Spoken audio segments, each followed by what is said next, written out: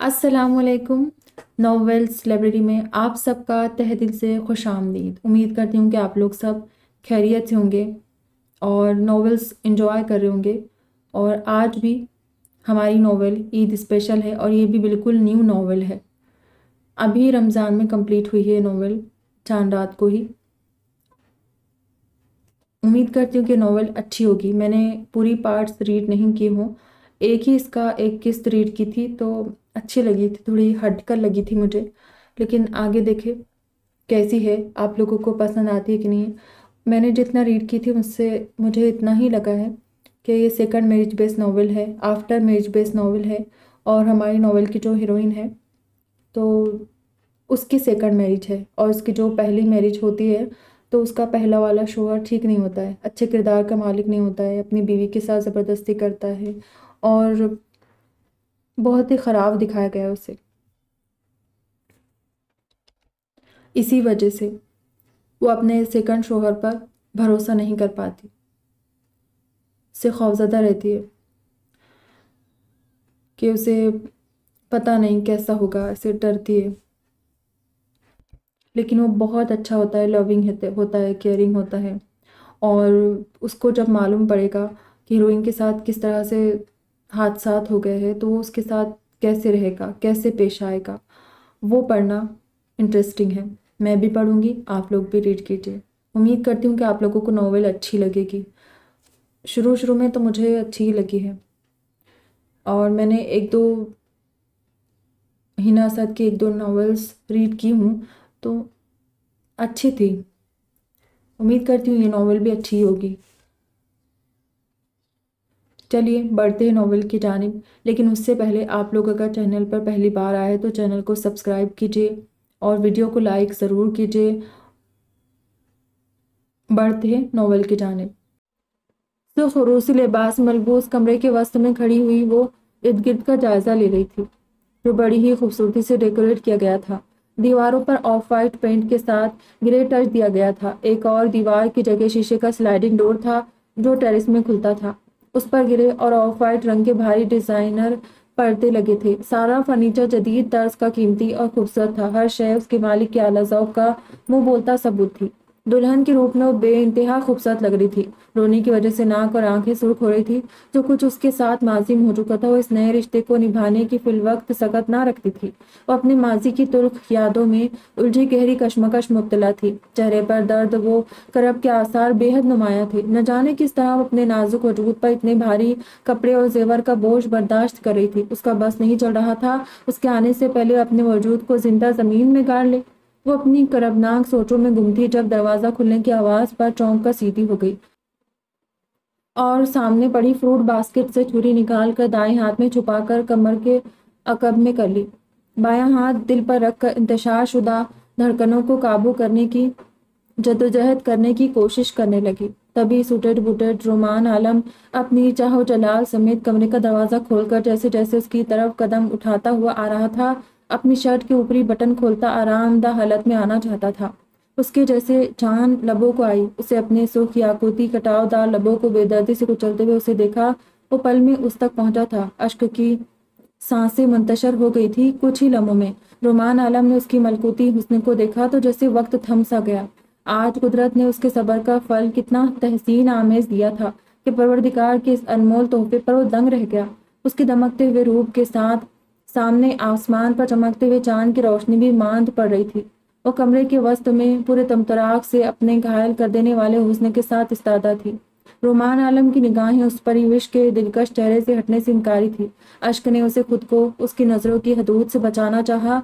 उसकी नजरें की तपिश सहना महाल हुई। तभी उसकी सुलगती नजरों से बचने के लिए उल्टे कदम लिए मगर दबीस कालीन और भारी उरूसी लिबास में पाँव रपट गया। उसकी गैर मुतवाजन होने से कलाइयों में मौजूद कांच की चूड़ियां छनक सी हो गई। सारा कमरा जैसे झंझना उठा। आप आपकी हिम्मत भी कैसी मुझे छूने की।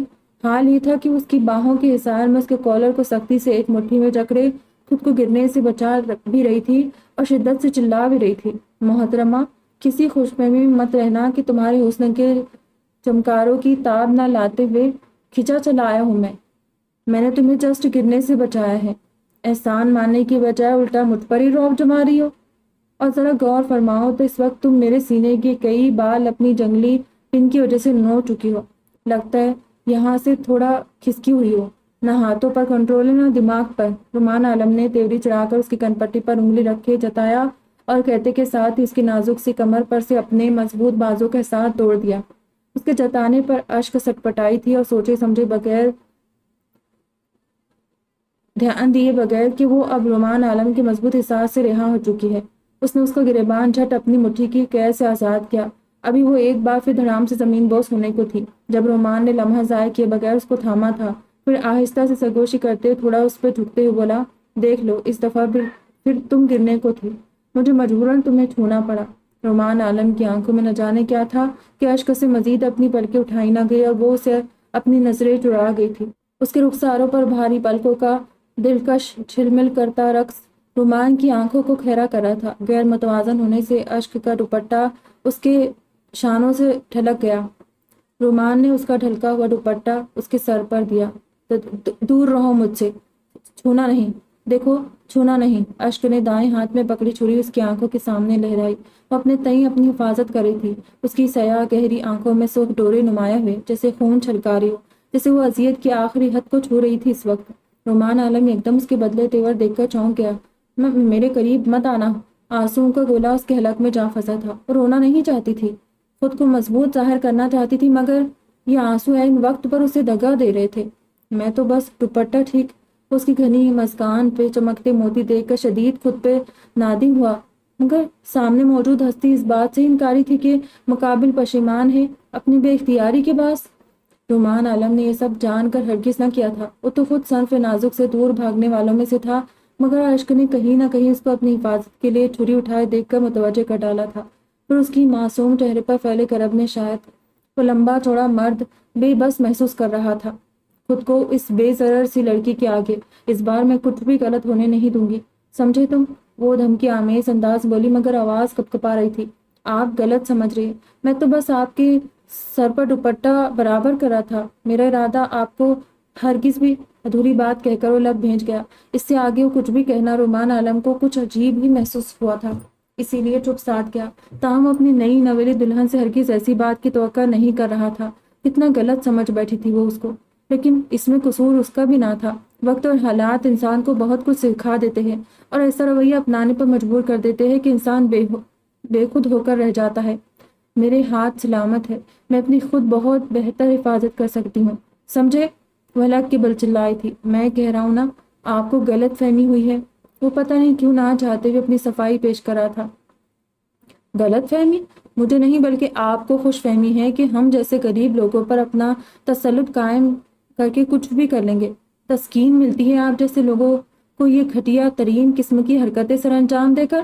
ششتر سا ساکت کھڑا خود پہ برستی الزامات کی بارش کو خاصی خندہ پیشانی سے سینے پر ہاتھ باندھے دائیں بھوؤں کو اچکائے بڑی توجہ سے سن رہا تھا۔ اس نے تو بس اپنی بیوی کی عزت اس کے دوپٹے کو سر پہ رکھ کر اسے مان دینے کی کوشش کی تھی، اور آگے سے اتنا شدید ری ایکشن دیکھنے کو ملے گا تو اس کے وہم و گمان میں بھی نہ تھا۔ کسی زام میں مت رہے گا مسٹر، میں آپ کی عمارت دیکھ کر آپ سے ڈروں گی، آپ کا ہر الٹا سیدھا حکم بجا لاؤں گی، کوئی بکاؤ مال نہیں، سمجھے؟ لا حول ولا قوت۔ بے ساختہ رومان عالم کے لب فرفرائے تھے۔ محترمہ، میں کہہ چکا ہوں آپ سے پہلے بھی اور اب بھی کہہ رہا ہوں کہ آپ مجھے بالکل غلط سمجھ رہی ہیں۔ رومان اس کے الزام تراشیوں پہ بھوچکا ہی تو رہ گیا۔ آنکھوں میں کچھ دیر قبل اشک کے لیے نرم تاثرات میں اب سرد مہری ابھر آئی تھی، جو اشک کو اس کی آنکھوں کے ذریعے خود میں اترتی ہوئی محسوس ہوئی۔ وہ پل میں سہمی تھی، مگر اپنے تاثرات چھپانے میں شاید بہت ماہر ہو چکی تھی۔ اس کی گہری بولتی نظروں سے نگاہ چراتے ہوئے اب بھی رومان کو خود اعتمادیت کا مظاہرہ کرتی دکھائی دی، اور یہی پلس پوائنٹ رومان کو اس کی طرف مزید راغب کر گیا تھا، کیونکہ اس کے نزدیک ایک لڑکی کو اتنا خود پر بھی بھروسہ ہونا چاہیے کہ وہ اپنے زور بازو مشکلات و کڑے وقت میں خود کو ہر قسم کی آزمائش سے نکالنے کا ہنر رکھے۔ معصومیت اور عدم اعتمادی کا ہونا اب کے جدید ترین دور میں خود کے لیے اپنی قبر آپ کھودنے کے مترادف ہے۔ جیسے جیسے وہ اشک کو سمجھ رہا تھا، ویسے ویسے اس کو اندازہ ہو رہا تھا کہ وہ سمجھدار ہونے کے ساتھ ساتھ اپنی عمر سے پہلے ہی کافی بڑی ہو چکی ہے۔ جانتی ہو یہ بکاؤ مال کا مطلب کیسے کہتے ہیں؟ غصے پہ قابو پانے کی کوشش کے باوجود رومان عالم کی آواز میں تلخی رچی ہوئی تھی۔ میں سب جانتی ہوں، میں اپنے شانوں کو میں پیوست ہوتی رومان عالم کی سخت انگلیوں کتاب نہ لاتے آنکھوں میں تکلیف سے آنسو بھر آئے، جبکہ لہجہ حد درجے ٹوٹ پھوٹ کا شکار ہوا تھا۔ آپ آج کی رات میرے وجود کو تو حاصل کر لیں گے، لیکن میرے دل تک رسائی ہرگز بھی کوئی حاصل نہیں کر سکتا۔ یاد رکھیے گا۔ آنکھوں سے اشک روا تھے، جبکہ لہجہ اس قدر ترکھلے ہوئے تھا کہ رومان عالم نے ایک جھٹکے سے اشک کو سیدھے ہاتھ سے خود پر ہٹایا اور خود آشام نظروں سے گھورا۔ بھاری دوپٹہ ڈھلک کر زمین بوس ہوا، جس کے باعث اشک کے سراپے کے دلکش نشیب و فراز کافی حد تک پوری آب و تاب سے جھلک دکھلا رہے تھے۔ اشک کے رخساروں پر اشک موتیوں کی صورت بکھرنے لگے تھے۔ اسے یوں مسلسل روتے دیکھ کر رومان عالم کا پارا چڑھ گیا۔ آخر تمہارے اس طرح سے رونے کا مطلب کیا ہے؟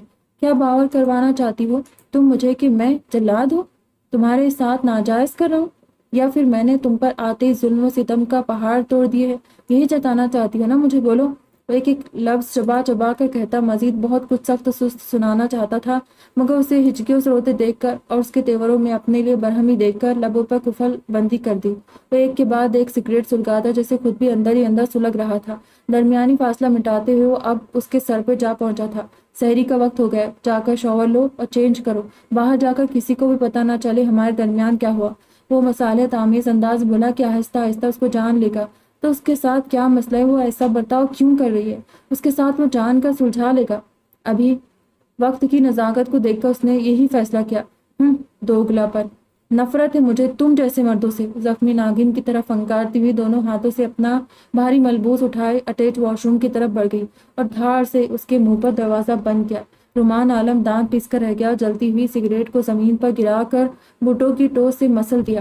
سگریٹ کی راکھ کی چنگاریاں بجھ چکی تھی، مگر دل میں لگی چنگاری کی مدت نہ جانے کب تک تھی۔ رمضان کے اس بابرکت ماہ میں آج عالم ہاؤس میں جشن کا سا سما تھا۔ آج شاہ ہاؤس کے مکینوں کی خوشی دینی تھی، کیونکہ ان کی آنکھوں کا تارا آج 10 سال بعد واپس اپنی سرزمین، اپنے ملک، اپنے گھر واپس آیا تھا۔ شاہدہ بیگم نے اس کا نکاح آتے ساتھ ہی اپنی پسند سے اشک سے کروایا تھا، اور دوسرا کل پہلا روزہ بھی تھا۔ آرام سے شاہدہ بیگم نے گھر کے 2 ملازموں کو آپس میں ٹکراتے ہوئے دیکھ کر کہا۔ ہر طرف افراتفری کا عالم تھا۔ کوئی کچن میں گھسا کھانے پینے کی تیاریاں کر رہا تھا تو کوئی پتہ نہیں کتنی بار باہر گیٹ کے چکر لگا چکا تھا۔ وہ بھی اپنی ساڑی کو سنبھالتی اپنے بیٹے رومان عالم کے لیے جلدی جلدی ہاتھ چلاتے اس کی پسند کی کھیر بنا رہی تھی۔ اتنی لگن سے اسے کھیر بناتے دیکھ پاس کھڑے ملازمین بھی مسکرا رہے تھے۔ شاہدہ بیگم اب کچن کا کام بالکل بھی نہیں کرتی تھی، لیکن بیٹے کے واپس آنے کی خوشی میں آج سحری کی تیاری کے لیے کچن میں موجود تھی۔ قیمے بھرے پراٹھے سینک دو، جلدی کرو۔ مائرہ بچے تم دہی نکالو فریج سے، چلو جلدی جلدی، ہاتھ چلاؤ سب۔ کام کے دوران وہ رومان اور اشک کے بارے میں سوچ کر تھوڑا اداس ہو گئی تھی۔ نہ جانے دونوں نے ایک دوسرے کو اپنا لیا ہوگا یا نہیں، وہ سوچوں کے تانے بانے بننے میں مگن تھی۔ کیا ہوا تائی امی، آپ سیڈ کیوں نظر آ رہی ہے؟ اس نے چہرہ گھما کر اپنی تائی کی طرف دیکھا جن کا چہرہ بجھا ہوا تھا۔ کچھ نہیں، بس ایسے ہی، وہ چہرے پر مسکراہٹ سجائے بولی تو ان کی بات سن کر مطمئن ہوتی وہ بھی دوبارہ سے اپنے کام میں لگ گئی۔ اب تو وہ سب لوگ اپنے اپنے کام ختم کر کے لاؤنج میں کھڑے ادھر ادھر کے چکر لگا رہے تھے۔ انتظار کی گھڑیاں تھی کہ ختم ہونے کا نام ہی نہیں لے رہی تھی۔ تائی جان، لگتا ہے ہمارا کلاک خراب ہو گیا ہے، جب بھی دیکھو وہی ٹائم۔ آپ ایک کام کرو، اسے ابھی چینج کروا لو۔ زیمل نے سامنے وال پر لگے کلاک کی طرف دیکھتے ہوئے شاہدہ بیگم سے کہا۔ ہاں بیٹا، کلاک تو بالکل ٹھیک ہے، بس تم ہی بے صبری ہوئی جا رہی ہو، تھوڑا صبر رکھو۔ شاہدہ بیگم مسکراتے ہوئے بولی۔ اتنے سالوں تک بھائی کا صبر کیا ہے، اب نہیں ہوتا تائی جان، زیمل نے آنکھوں میں نمی لیے کہا۔ شاہدہ بیگم نے آگے بڑھ کر اسے اپنے سینے سے لگایا۔ بیٹے سے دوری کا احساس ان سے بہتر اور کون جان سکتا تھا۔ انہوں نے رومان کے بند دروازے کی جانب دیکھا۔ سحری کے لیے کچھ ہی وقت بچا تھا۔ فہد سلطان ایک روایتی مرد تھے جس کے والد کی بچپن میں وفات ہو چکی تھی، اور والد کا سایہ سر سے اٹھ جانے کے بعد وہ ایسے راستوں پر چل نکلا تھا جو تباہی و بربادی کے سوا کہیں نہیں لے کر جاتے تھے۔ اپنی بہن اگر بنا دوپٹے کے باہر گیٹ تک چلی جاتی تو اس کے اندر کا روایتی مرد عورت کر باہر آتا تھا، مگر اپنی ماں جائی کے سوا دنیا کی ہر دوسری لڑکی اس کے لیے ایک گوشت کے وجود سے بڑھ کر کوئی حیثیت نہیں رکھتی تھی۔ وہ ہر روز پرائی لڑکیوں کو یوں مسل کر پھینکتا جیسے بے جان کھلونے ہوں۔ اشک کو اس انسان کی حقیقت کا ادراک نہیں تھا۔ وہ تو گھر کے حالات سے نمٹنے کے لیے اکیڈمی میں ٹیچنگ کر رہی تھی۔ وہاں اس کی ایک اسٹوڈنٹ نے اس کا نمبر لیا کہ وہ ہوم ٹیوشن لینا چاہتی ہے۔ اس سے اشک نے اپنا فون نمبر اسے دے دیا۔ شاید یہیں سے اشک کی زندگی نے ایک نیا رخ اختیار کیا تھا۔ سارا نے گھر جا کر فہد سلطان سے ہوم ٹیوشن کی بات کی اور فہد نے اکیڈمی آ کر جب عاشقہ کو دیکھا تو دیکھتا ہی رہ گیا۔ وہ ملکوتی دلکش حسن کی مالک تھی تو فہد سلطان بھی کسی طور سے کم نہ تھا۔ خوش شکل، دراز قامت، چوڑے شانے اور پرکشش شخصیت کا مالک تھا۔ 200 روپے پیسے کی ریل پل تھی اس کی عمارت، اس کے لباس میں واضح جھلکتی تھی۔ شراب شباب کا دیوانہ تھا اور کئی گھٹیا کاموں میں مہارت حاصل تھی اسے جو ناقابل بیان تھے۔ عورت کے لیے اس کا بس ایک ہی کلیہ تھا، محبت کے جال میں پھنساؤ نہیں تو زبردستی حاصل کرو، اپنی طاقت دکھاؤ اور مسل کر پھینک دو۔ رات کا گہرا پہر تھا جب فون کی مسلسل ہوتی رنگ ٹون کی وجہ سے اس کی آنکھ کھلی۔ کال کرنے والا بھی انتہائی ٹھٹ واقع ہوا تھا۔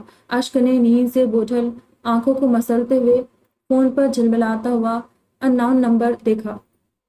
رمضان کی آمد ہو چکی تھی۔ سحری کے وقت بھی وہ ڈیڑھ بنی کمرے سے باہر نہ نکلی۔ شاہدہ بیگم کی نظریں بار بار رومان عالم کے کمرے کی جانب اٹھ رہی تھی اشک کے انتظار میں، مگر اسے نہیں آنا تھا۔ وہ نہیں آئی۔ سمل جاؤ، تم بھابھی کے لیے سحری اس کے روم میں لے جاؤ، شاید نیا ماحول ہے نا اس لیے بچی ذرا ہچکچا رہی ہوگی باہر آنے سے، انہوں نے نہایت رسان اور متانت سے کہا۔ شاید یہ خود کو تسلی دینے کا انداز تھا یا باقی سب کو، کیونکہ دلہن ان کی پسند کی تھی تو باقی کسی کو اس کے رویے کا مورد الزام ٹھہرا ہی نہیں سکتی تھی۔ رومان عالم نے سحری کی اور نماز ادا کرنے کے لیے مسجد کی جانب روانہ ہو گیا۔ شاہدہ بیگم دل محسوس کر رہ گئی۔ ان کے دل میں بہت ارمان تھے کہ آج مل کر سحری کریں گے، مگر خواہشات پوری ہونے کے لیے نہیں ہوتی یا پھر ان کی پوری ہونے کا ابھی وقت نہیں ہوتا۔ شاہدہ بیگم ایک پڑھی لکھی بارواب شخصیت کی مالک تھی۔ اویس عالم کی وفات کے بعد اس کا بزنس سنبھال چکی تھی۔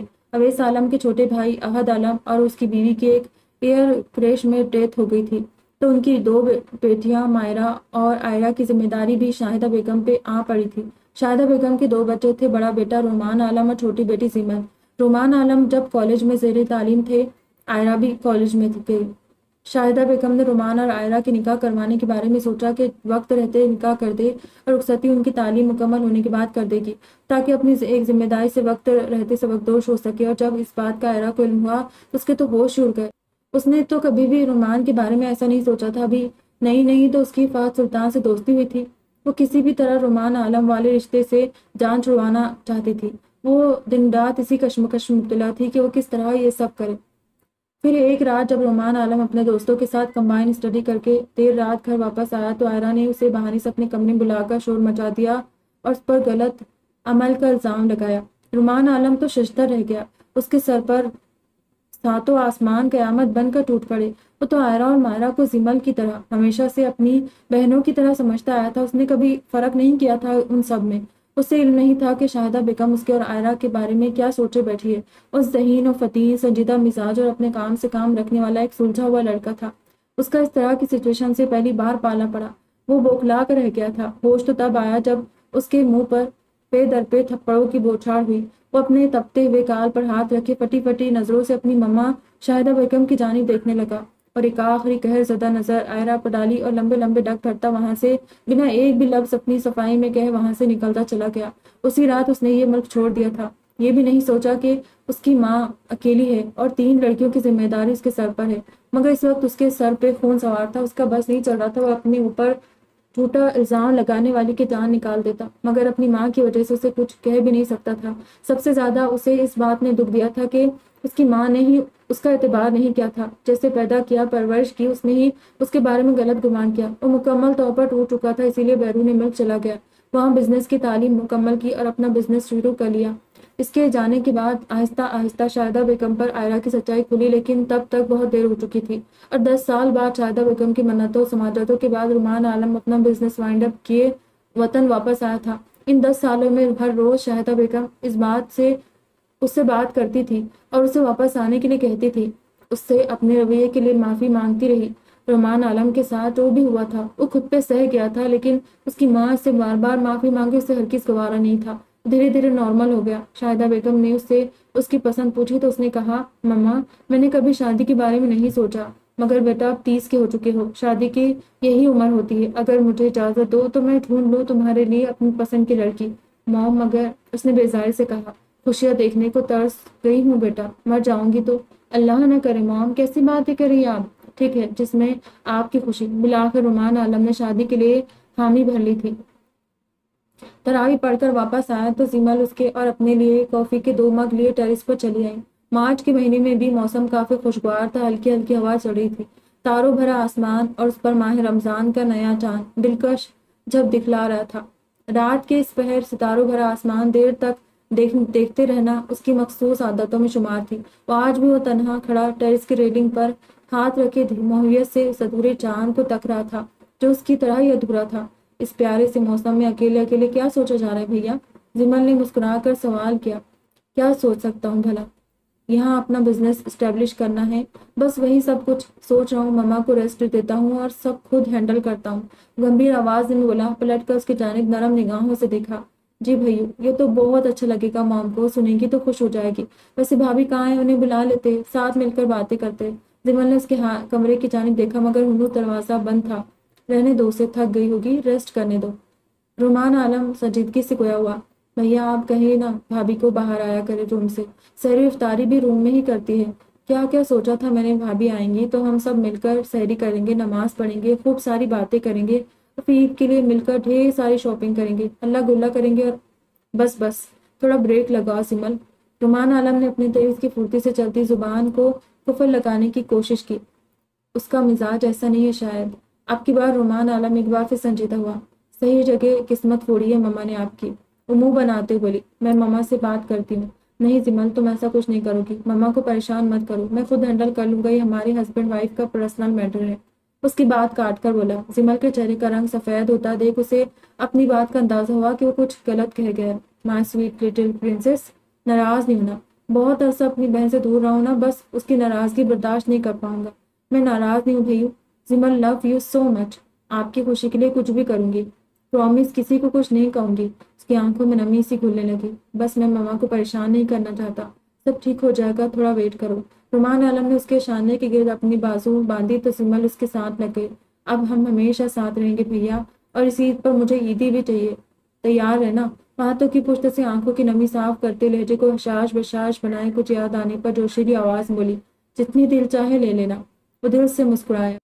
رومان عالم سے کافی کا خالی مگ لیے زمل واپس مڑ گئی۔ وہ اس سے باتوں کے دوران کافی ختم کر چکا تھا۔ وہ سوچوں میں ڈوب گیا۔ اس لڑکی کا عجیب و غریب رویہ اب اسے شدت سے محسوس ہونے لگا تھا۔ آخر وہ ایسی کیوں ہے؟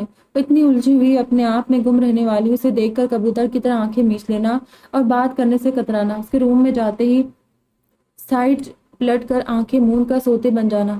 نہ تو وہ لڑکی سحری کرتی ہے نہ ہی افطاری، نہ اس لڑکی کو اس نے کبھی نماز ادا کرتے ہوئے دیکھا تھا۔ اس بات کا اندازہ اس نے تب لگایا تھا جب زمل اشک کو سحری دے کر جاتی، وہ فجر کی نماز پڑھنے کے بعد کمرے میں آتا تو سحری ڈھوکی تو وہی پڑی ہوتی اور بستر میں منہ چھپائے لیٹی رہتی۔ لیکن جب وہ صبح آفس کے لیے نکلتا تب کھانا تھوڑا بہت کھا لیا گیا ہوتا مگر برتن وہیں پڑے ہوتے۔ وہ کمرے سے باہر نہیں نکلتی تھی، ملازمہ آ کر صفائی کرتی اور برتن لے کر چلی جاتی۔ وہ رات کو جب کمرے میں داخل ہوا تو ہمیشہ کی طرح اس کے آنے سے پہلے سو چکی تھی۔ رومان عالم نے سگریٹ سلگائی، لبوں میں دبا کر گہرا کش لیتے ہوئے دھواں ہوا میں جھاڑ دیا اور مضبوط قدم اٹھاتے ہوئے بیڈ کے قریب آیا۔ بے شک اس کی زندگی میں ایک نئے رشتے کا اضافہ ہو چکا تھا مگر وہ اسے اسپیس دے رہا تھا۔ اب شادی ایسا بندھن ہے جس میں شوہر اور بیوی ساری زندگی ایک ساتھ بسر کرتے ہیں، تو پھر اس رشتے کو استوار کرنے کے لیے اتنی جلدی کیوں؟ ایک دوسرے کو سمجھے، وقت دے تاکہ خوش اسلوبی سے یہ سفر طے ہو سکے۔ یہی رومان عالم کا نظریہ تھا مگر وہ اس پر حق رکھتا تھا۔ اس کی ذات میں دلچسپی لے گا تو اس معاملے کو سلجھا پائے گا۔ اس نے سوچا شاید اسے اپنے رشتے کا احساس کروانا چاہیے۔ تبھی اس کے قدم اپنے آپ اس کی جانب اٹھنے لگے۔ اس کی نظریں اس منظر پر ٹھہر سی گئی تھی۔ وہ اتنی دلکش لگ رہی تھی کہ کسی بھی پتھر دل کو اپنے سامنے ڈھیر کر سکتی تھی، مگر رومان عالم جیسے مضبوط کردار شخص نے بہت آسانی سے محظوظ ہوتے ہوئے اس کے سراپے سے نظریں ہٹا لی۔ کچھ دیر وہ سگریٹ پھونکتا رہا۔ مدھم روشنی میں اس کی نظریں بار بار بھٹک کر اس کے حسین سراپے کی جانب اٹھ رہی تھی۔ شاید یہ ان کے مابین رشتے کی کشش تھی۔ وہ ڈھیلا سا سہ لباس زیب تن کی ہوئی تھی، دوپٹہ ایک طرف پڑا تھا جبکہ صرف پیروں پر کمفرٹر تھا۔ رومان عالم اس کے نازک سے وجود کو اپنے نظروں کے حصار میں رکھے سوچ رہا تھا کہ ان کی شادی کو 4 دن گزر گئے اور اس نے اشک کو اتنے غور سے یا بغیر دوپٹے کے نہیں دیکھا تھا۔ وہ ہر وقت خود کو بڑی سی چادر میں لپیٹ کر رکھتی تھی۔ کمرے میں لگے گلاب اور موتیے کی مسیری اب تھوڑی پرانی ہو چکی تھی، پھول سوکھنے کو تھے مگر ابھی بھی ان کی بھینی بھینی مہک کمرے میں پھیلی ہوئی تھی۔ پھولوں کی خوشبو اور وہ نازک سی کلی اسے بہکا رہی تھی۔ اس سجے ہوئے کمرے پر ایک سرسری نظر ڈال کر وہ انگلیوں میں دبی ہوئی سگریٹ کو بورڈ کی ٹو سے مسل کر بوجھل قدموں سے چلتا ہوا بیڈ کے قریب اشک کی سمت آیا اور ہلکا سا جھک کر اسے دیکھنے لگا۔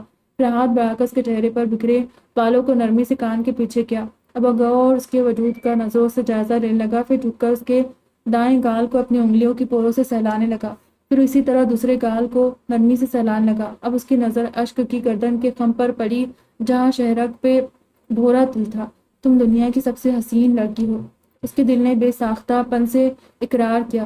رومان عالم کا دل اس پل زور سے دھڑکا تھا۔ پہلی بار اس نے اپنی زندگی میں ایسا محسوس کیا تھا کسی صنف مخالف کے لیے۔ اس پل وہ بے اختیار سا جھکا تھا اس پر۔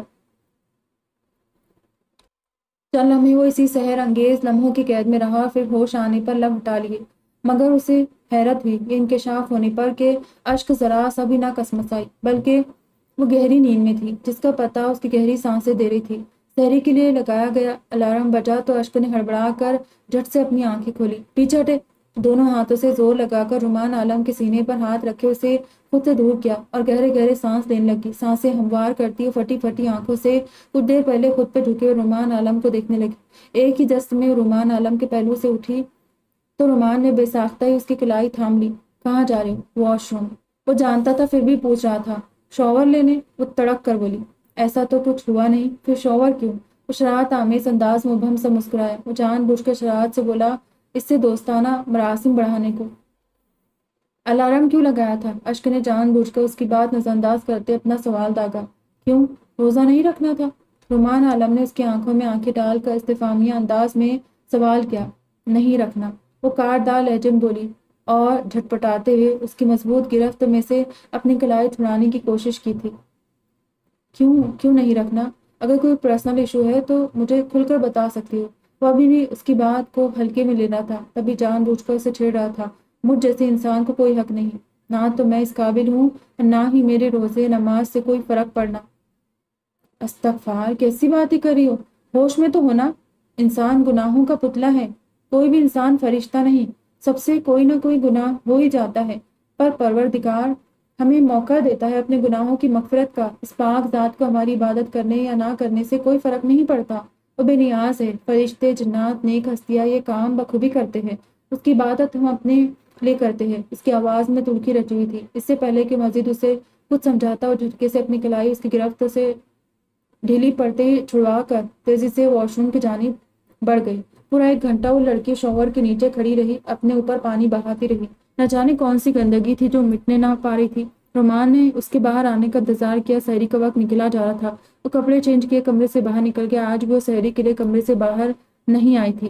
بارش کی بوندیں ہولے ہولے زمین پر ٹپکتی اور پہلی بوندوں کے ساتھ ایک جان ہو کر آگے بہنے لگتی۔ قدرت کی اس حسین رحمت کے زمین پہ اترنے کے انداز دل فریب تھے۔ سرسبز پودے اور درخت جو ان کے گھر کے باہر لگے تھے اس ابر باراں میں نہا دھو کر چمک دمک رہے تھے۔ گلے پروں والے پرندے گھنے درختوں کی شاخوں میں پناہ ڈھونڈ رہے تھے۔ نہ جانے کتنے زی روح کمرے کے اندر دبکے لحاف اوڑھے کھڑکیوں سے اس حسین نظارے کو دیکھ رہے تھے۔ اس کی ماں اس بارش میں جھنجھلاتی کیونکہ بوسیدہ گھر کی چھت اور دیواریں بارش کے پانی سے رسنے لگتی تھی، اور ایک وہ تھی جو اس ٹھنڈے یک ہوا میں چھت پہ بنے کمرے کی دیوار کے ساتھ جائے نماز بچھائے سر بسجود تھی۔ بارش کی کبھی ہلکی اور کبھی تیز بوندیں اس کے سفید دوپٹے میں لپٹے وجود کو پوری طرح بھگو چکی تھی، جبکہ اس کا سر سجدے سے اٹھنے سے انکاری تھا۔ کتنا خوشنما احساس تھا اس برستی رحمت میں بھیگتے ہوئے اپنے رب کو پکارنا، اس کی مزید رحمت طلب کرنا۔ اشک کو یہ احساس ہمیشہ بہت بھاتا تھا، وہ کہ اس برستی رحمت کی تیز فوار کو اپنے جسم پہ محسوس کرنا اور نماز کی ادائیگی کرنا۔ بارش کی پہلی بوند گرتی تو اس کی خوشی دگنی ہو جاتی۔ اسے ایسا موسم بہت پسند تھا۔ وہ اماں کی گالیوں کے باوجود اوپر بھاگ جاتی اور کہتی، اماں اللہ کی رحمت برس رہی ہے ہم پر، اور برستی بارش میں نماز ادا کرتی۔ کب سے فون بج رہا؟ اشک نیچے آؤ، دیکھو کون ہے۔ اس کی اماں نے اسے آواز دی تو وہ گیلا دوپٹہ شانوں پر پھیلائے تیزی سے سیڑھیاں پھلانگتے ہوئے نیچے آئی۔ کس کا ہے؟ اس نے تولیے کی تلاش میں نظر دوڑائی تاکہ ہاتھ خشک کر سکے۔ پتہ نہیں، خود دیکھ لو، میں ذرا کپڑے سمیٹ لوں، آج ہی دھوئے تھے اور سوکھے بھی نہیں پوری طرح ابھی، اور یہ بارش اچانک سے ہو جانے والی بارش سے ہمیشہ کی طرح خائف تھی۔ ہیلو، مگر دوسری جانب سے خاموشی تھی۔ کون ہے؟ اس نے جھنجلا کر پھر سے پوچھا۔ اس نے جلدی سے کپڑے تبدیل کرنے تھے ورنہ فرش گیلا ہونے سے ابھی اماں سے ڈانٹ پڑ جانی تھی۔ فہد سلطان، دوسری جانب سے آواز گونجی۔ میں کسی فہد سلطان کو نہیں جانتی، سوری، رانگ نمبر۔ اس نے تیزی سے کال کٹ کرنی چاہی۔ فہد سلطان کی انگلیوں نے ہمیشہ پرفیکٹ نمبر ملایا ہے اور جان پہچان بڑھانے سے ہی بڑھتی ہے۔ آئے بڑھا لیتے۔ اس کی بکواس بات پر اشک کو تو تب ہی چڑھ گئی۔ مجھے کسی سے فضول جان پہچان بڑھانے کا قطعی شوق نہیں ہے، اور آئندہ اپنی انگلیوں کو یہ نمبر ملانے کی زحمت مت دیجیے گا۔ فضول، ویلے چپکو لوگ، سر درد کہیں کے۔ اس نے غصیلی آواز میں بے نکت سناتے کال کاٹ دی، جبکہ دوسری جانب فہد سلطان کے چہرے پر تمسخرانہ تاثرات ابھر آئے۔ رات آہستہ آہستہ گہری سیاہ ہو رہی تھی۔ بیک گراؤنڈ سے ٹیک لگاتے ہوئے وہ ٹی وی پر کوئی سیاسی ٹاک شو دیکھ رہا تھا کہ یکایک اس کی نگاہ کھڑکی سے پڑی۔ چند دن سے رومان عالم کی آنکھوں سے نیند اٹھی ہوئی تھی۔ وہ اتنی آسائشوں کے بعد بھی سکون سے نہ رہ پا رہا تھا۔ کھڑکی سے نظر آتی تیز موسلادھار بارش وہ خود پہ جبر کیے صرف آنکھوں سے دیکھ رہا تھا۔ وہ اٹھ کر ٹیرس پہ آ گیا۔ آسمان پہ چھائے بادلوں سے برستی تیز بارش نے لمحے بھر میں ہی اس کی پھیلی چوڑی ہتھیلی کو اپنی زد میں لے لیا۔ اس کے دونوں ہاتھوں کی ہتھیلیوں پر بارش کی بوندیں ٹکرا کر پھسل جاتی۔ اس کی نظر اپنے ساتھ خالی بستر پہ پڑی۔ آج بھی وہ وہاں موجود نہیں تھی۔ اسے شدت سے اس کی کمی محسوس ہوئی تھی۔ وہ اس موسم کو انجوائے کرنا چاہتا تھا، لیکن اس کے ساتھ کوئی نہ تھا جس کو وہ کہہ سکتا۔ وہ ہمیشہ کی طرح اس بار بھی دل مار گیا۔ اسے واش روم میں گئے 1.5 گھنٹے سے زیادہ ہو گیا تھا۔ ابھی تک وہ واش روم سے باہر نہیں نکلی تھی تو رومان عالم کو تشویش لاحق تھی۔ وہ تیز تیز قدم اٹھاتے واش روم کے دروازے کی جانب آیا۔ Ashiq, Ashiq, open the door. What are you doing? Open the door. Ashiq, میں کہہ رہا ہوں دروازہ کھولو 1 منٹ سے پہلے، ورنہ میں اسے توڑ دوں گا۔ What happen? ڈیم اٹ، دروازہ کھولو۔ کتنی ہی دیر شاور کے نیچے کھڑی آنکھیں بند کیے پرانے مناظر میں کھوئی رہی۔ جیسے سارے پرانے کردار دھندلے ہو کر واپس میں گڈمڈ ہونے لگے۔ اسے کچھ سمجھ نہیں آ رہا تھا۔ اسے یاد آ رہا تھا کیا، بلکہ اسے کبھی بھولتا ہی نہیں تھا کہ اس کی ماں اسے کتنی محبت کرتی تھی، اس کے ناز اٹھاتے اسے نہ تھکتی تھی۔ کچھ حقیقتیں تلخ ہوتی ہے، مگر کچھ حقیقتیں ایسی ہوتی ہے جو جسم سے لہو نچوڑ کر رکھ دیتی ہے۔ جس وقت وہ ادھڑی ہوئی حالت میں اپنی ماں کو ملی تھی، اپنی ناز و پلی بیٹی کی انتہائی ناقابل حدید حالت کو دیکھ کر نہ ان کی سماعتیں کام کر رہی تھی نہ بصارتیں۔ جیسے جیسے وقت گزر رہا تھا رومان عالم کی آواز میں سختی آ گئی۔ چہرے پر پریشان کن اور تشویشناک تاثرات نمایاں تھے، مگر دوسری جانب سے گہری خاموشی تھی۔ کوئی جواب نہ ملنے پر رومان عالم کے صبر کا پیمانہ لبریز ہو گیا۔ اس نے واش روم کے دروازے کو ایک بازو اور پاؤں لگا کر زوردار جھٹکا دیا تو واش روم کے دروازے کا لاک ٹوٹ گیا اور دروازہ دھڑ سے کھل گیا۔ عاشق جو شوہر کے نیچے کھڑی تھی، سردی اور ٹھنڈے پانی کی وجہ سے بخار میں مبتلا اور سوچوں میں اس قدر غرق تھی کہ اس کا پاؤں کب پھسلا اور کب وہ سوپ سے پھسل کر باتھ ٹب میں گری اسے کچھ پتہ نہیں چلا۔ نکاہت کی وجہ سے وہ اٹھ ہی نہ پائی اور گرنے سے اس کی پیشانی باتھ ٹب کے کنارے سے لگی تو اس کی پیشانی سے خون جاری ہو گیا جو ابھی تک بہہ رہا تھا۔ کمزوری اور بخار کی وجہ سے وہ دوبارہ اٹھ نہ سکے اور بے ہوش ہو گئی، باتھ ٹب میں گری ہوئی تھی۔ اسے اس حالت میں دیکھ کر رومان عالم کی آنکھوں کی پتلیاں حیرت سے پھیلی۔ وہ نے ایک بھی لمحہ ضائع کیے باہر کی جانب بھاگا، کمرے کی طرف کسی چیز کی تلاش میں نظریں دوڑائی۔ اس وقت کچھ بھی سمجھ نہیں آیا تو اس نے ایک ہی جست میں لپک کر بیڈ شیٹ کو مٹھی میں بھر کے اپنی جانب کھینچا اور تیزی سے واش روم میں گیا اور جا کر عشق کو باتھ ٹب سے باہر نکال کر اس کے گرد بیڈ شیٹ کو لپیٹ کر اس کے نازک سے کپکپاتے ہوئے وجود کو اپنی آہنی باہوں میں بھرتے ہوئے باہر روم میں لے آیا اور آ کر اسے نرمی سے بستر پر لٹا دیا۔ جو کچھ اس نے دیکھا تھا وہ تو اس کے وہم و گمان میں بھی نہیں تھا۔ ابھی تک وہ حیرت کی سمندر میں غوطہ زن انتہائی شوق کی کیفیت میں مبتلا تھا۔ اس کی حالت پر اس کا فشار خون بلند ہوا۔ اس نے خود پر ضبط کے بندھن باندھنے کے لیے دونوں ہاتھوں کی مٹھیوں کو زور سے بھینچ لیا۔ جیسے وہ خود کو تھوڑی دیر میں نارمل کر چکا تو اس نے عشق کے سرخی مائل چہرے کو دیکھتے ہوئے اس کا بخار چیک کرنے کے لیے اس کی گال پر نرمی سے ہاتھ رکھا، پھر اس کی دھڑکنوں کی رفتار چیک کرنے کے لیے اس کے قریب ہوا۔ اپنے چہرے پہ کسی کے ہاتھ کا لمس محسوس ہوا تھا۔ اس سے پہلے کہ چلاتے رومان عالم نے اپنا بھاری ہاتھ اس کے منہ پر رکھ کر اس کے حلق سے برآمد ہونے والی چیخ روکی تھی۔ وہ آنکھوں میں ڈر لیے اس کا ہاتھ ہٹاتی تیز تیز لمبے لمبے سانس لینے لگی۔ چند لمحوں میں ہی اسے معلوم ہو گیا تھا کہ اسے چھونے والا کون تھا۔ یہ وہی خوشبو تھی جو ہر وقت اس کے پاس رہتی تھی، بیڈ سے، کمرے سے، اس کے کپڑوں سے۔ اس خوشبو کی تو اسے عادت ہو گئی تھی۔ وہ اس کے اتنے قریب تھا کہ اس کی گرم سانسیں سے اپنے چہرے کو جھلساتی محسوس ہو رہی تھی۔ کیا حالت بنائی ہوئی ہے نا، ٹھیک سے کھانے کا خیال ہے، اور ایسے موسم میں اتنی دیر ٹھنڈے پانی کے نیچے کون کھڑے ہوتا ہے؟ مسئلہ کیا ہے آخر؟ میں کوئی جن نہیں ہوں جو غیب کا علم ہو مجھے، جب تک بتاؤ گی نہیں پتہ کیسے چلے گا مجھے؟ وہ اس کے بھیگے کندھوں پر اپنے دونوں مضبوط ہاتھ رکھتا بہت دھیمے مگر فکرمند لہجے میں بولا تھا۔ عشق اس کے لمس سے اس ٹھنڈ میں ایک دم کانپ سی گئی۔ اب وہ دونوں اس خوبصورت موسم کا حصہ بنے ہوئے تھے۔ عشق نے چہرے کا رخ پھیر لیا۔ میں تمہاری نظروں میں بیکار ہوں نا؟ میرے وجود کی کوئی گنجائش نہیں، میرے سوالوں کی کوئی اہمیت نہیں؟ اب اس کے کندھوں پہ زور دیتا، اس کا رخ اپنی طرف کرتا، اپنی بات پہ زور دیتا بول رہا تھا۔ اس کا بھیگا بھیگا وجود تمام حشر سامانیوں سمیت اس کے سامنے تھا۔ ایک نظر ڈال کر وہ اب یکٹک اس کے وجود پہ نظریں ڈال کر اب اس کے چہرے کو دیکھ رہا تھا۔ اس کے بھورے لمبے دراز بال بھیگ کر اس کے ماتھے اور بستر پر پھیلے ہوئے تھے۔ جھیل جیسی آنکھیں جھکی ہوئی تھی جس پر گھنی نم پلکیں لرز رہی تھی، سردی سے کپکپاتے لب وہ آپس میں بے بس کیے تھی۔ اصل معنوں میں تو ہراساں ہو گئی تھی۔ اس نے خود کو بیڈ شیٹ میں لپٹا ہوا پایا تو اسے اپنی جان جاتی محسوس ہو رہی تھی کہ کیا رومان عالم سب دیکھ چکا ہے؟ اگر رومان عالم نے اپنی گرفت کچھ زیادہ سخت کی تو وہ یقیناً بے ہوش ہو جائے گی۔ جس طرح وہ اپنے دل کی تیزی سے چلتی دھڑکنوں کو قابو کی ہوئی تھی کہ وہی جانتی تھی۔ وہ اس کا خیال رکھتا تھا، اس کی جانب پیش قدمی کر چکا تھا، مگر اشک ہمیشہ اس کی حوصلہ شکنی کرتی تھی۔ وہ اپنی اوقات سے اچھی طرح واقف تھا۔ وہ جانتی تھی کہ جس روز رومان عالم کو اس کی سچائی پتہ چلے گی وہ اسے چھوڑنے میں ایک لمحہ نہیں لگائے گا، اس کی منہ پہ تھوک کر چلا جائے گا، اور یہی وہ نہیں چاہتی تھی۔ رومان عالم جیسے خوبرو مرد کی رفاقت اور ساتھ ہر ایک لڑکی کا حسین خواب ہو سکتا تھا۔ اشک کا گھائل کر دینا والا حسن، اوپر سے اس کا بھیگا سراپا، یہ رومان عالم کو بہکا رہا تھا۔ رومان نے اپنا آپ کس طرح کنٹرول کیا ہوا تھا یہ وہی جانتا تھا۔ آپ کیوں سائے کی طرح ہر وقت میرے سر پر منڈلاتے رہتے؟ کیوں بچایا مجھے؟ مرنے دیتے؟ جان چھوٹ جاتی آپ کی بھی اور میری بھی اس اذیت ناک زندگی سے۔ اشک شدید زچ ہو گئی تھی۔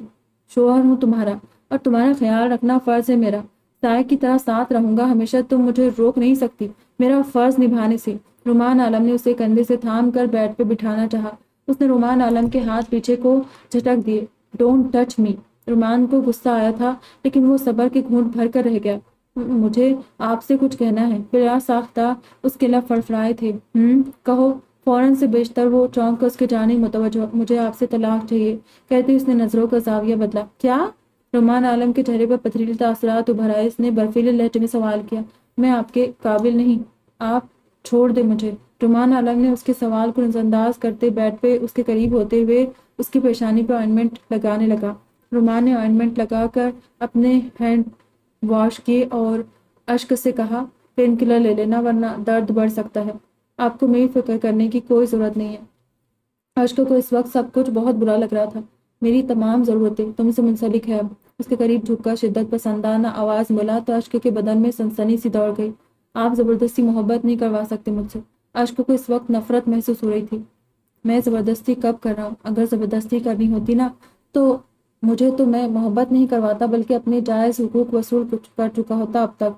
رومان اس کی آنکھوں میں آنکھیں گاڑے گمبھیر آواز بولا، آپ مجھے حاصل کر کے بھی حاصل نہیں کر پائیں گے، میری روح تک کبھی نہیں پہنچ پائیں گے، آپ کی بس حوث پوری ہو سکتی۔ اشک نے اٹھتے ہوئے کہا۔ اس کی بات پر رومان عالم کا غصہ سوا نیزے پر پہنچ چکا تھا۔ اس نے جارحانہ تیوروں سے اس کی جانب دیکھا، پھر اس کا ہاتھ موڑ کر اس کی کمر کے پیچھے لگا گیا۔ یو ہرٹنگ می، اشک نے درد سے کراتے ہوئے کہا۔ رومان عالم نے اس کی آنکھوں میں آنسو دیکھے تو اپنی گرفت نرم کر دی لیکن چھوڑا نہیں اور اسے پیچھے کرتے بیڈ گراؤنڈ سے لگا دیا۔ اور جو میں ہرٹ ہو رہا ہوں تمہاری باتوں سے، اس کا کیا؟ میں کتنا تڑپتا ہوں جب تمہیں اپنی من مرضیاں کرتے ہوئے دیکھتا ہوں، تمہیں مجھے اگنور کرتے ہوئے دیکھتا ہوں۔ آخر کیا گناہ کر دیا ہے میں نے جو مجھے کسی کی محبت وہ توجہ نہیں مل سکتی؟ ہمیشہ الزام تراشی و دھتکاری کیوں؟ آخر کیوں؟ رومان عالم نے بے بسی سے دوسرے ہاتھ سے دیوار پر پنچ مارتے ہوئے کہا۔ چھوڑے مجھے، آپ کیا کر رہے ہیں؟ اشک نے خود کو چھڑانا چاہا۔ چھوڑ ہی تو نہیں سکتا میں تمہیں اب کبھی بھی، رومان عالم نے اپنے خون آشام نظروں سے اسے دیکھتے ہوئے کہا۔ آپ کوئی حق نہیں رکھتے مجھے پکڑنے کا۔ اشک نے خود کو چھڑانے کی کوشش جاری رکھی تھی۔ تو کون حق رکھتا ہے؟ کس کا چھونا پسند ہے تمہیں؟ رومان عالم نے اپنا ہاتھ دیوار سے ہٹا کر اشک کے سر کو پیچھے سے پکڑ کر اس کا چہرہ قریب کیا۔ اس کے پکڑ میں دوبارہ سختی آ گئی تھی۔ میں نے کہا چھوڑے مجھے، آپ ہرٹ کر رہے مجھے، پلیز چھوڑے، اشک نے اپنا پورا زور لگا کر کہا۔ رومان نے جھٹکے سے اسے چھوڑا اور کہا، لو چھوڑ دیا لیکن صرف فی الحال کے لیے، میری بات سنیں۔ اس کی آواز میں لڑکھڑاہٹ نمایاں تھی۔ بولو، میں تمہارا منتظر ہوں۔ اس کی خاموش دیکھ کر اب ذرا تیز آواز بولا۔ اشک جو پہلے ہی ہراساں تھی اچانک لائٹ چلی جانے پر سہم گئی۔ یک لک بادل کی گرجنے کی آواز سے ایک دم اچھل کر رہ گئی اور ڈر کے مارے اپنا بھیگا وجود اس کے سینے میں چھپا گئی اور اپنے دونوں ہاتھ اس کے گرد باندھ کر اسے کس کے ایسے پکڑ لیے جیسے وہ اسے چھوڑ کر ابھی چلا جائے گا۔ رومان عالم کا سارا غصہ جیسے لمحوں میں اڑنچھو ہو گیا۔ اس کی مونچھیں تلے انابی لب اس کی اس دلکش ادا پہ مسکراہٹ میں ڈھلے تھے۔ اس نے اسے پہلی بار حق کیا تھا۔ وہ بے اختیار اپنے ہاتھ اس کی کمر پر رکھ کر اس کو محسوس کرنے لگا اور اپنا چہرہ اس کے کندھے پر رکھ کر اس کے گیلے بالوں خوشبو میں کھو سا گیا۔ رومان عالم نے اپنے لب اس کی پیشانی پر رکھ کر اس پہ اپنی محبت کی مہر ثبت کر دی۔ اشک نے اپنی آنکھیں کھولی، اس کی پیشانی اچھی طرح اس کے ہونٹوں کے لمس سے جل رہی تھی۔ اس کے اندر ایک عجیب سی لہر دوڑ گئی۔ اس نے کچھ بولنے کے لیے لب کھولے تھے کہ رومان عالم نے اپنا ہاتھ اس کے لبوں پہ رکھ کر اسے بولنے سے روک دیا۔ میں نے تمہاری پیشانی پر اس لیے بوسہ لیا ہے کہ یہ بہت پیار، عزت و احترام کی علامت سمجھا جاتا ہے۔ میرے دل میں تمہارے لیے عزت تھی، اس کا اظہار کیا ہے۔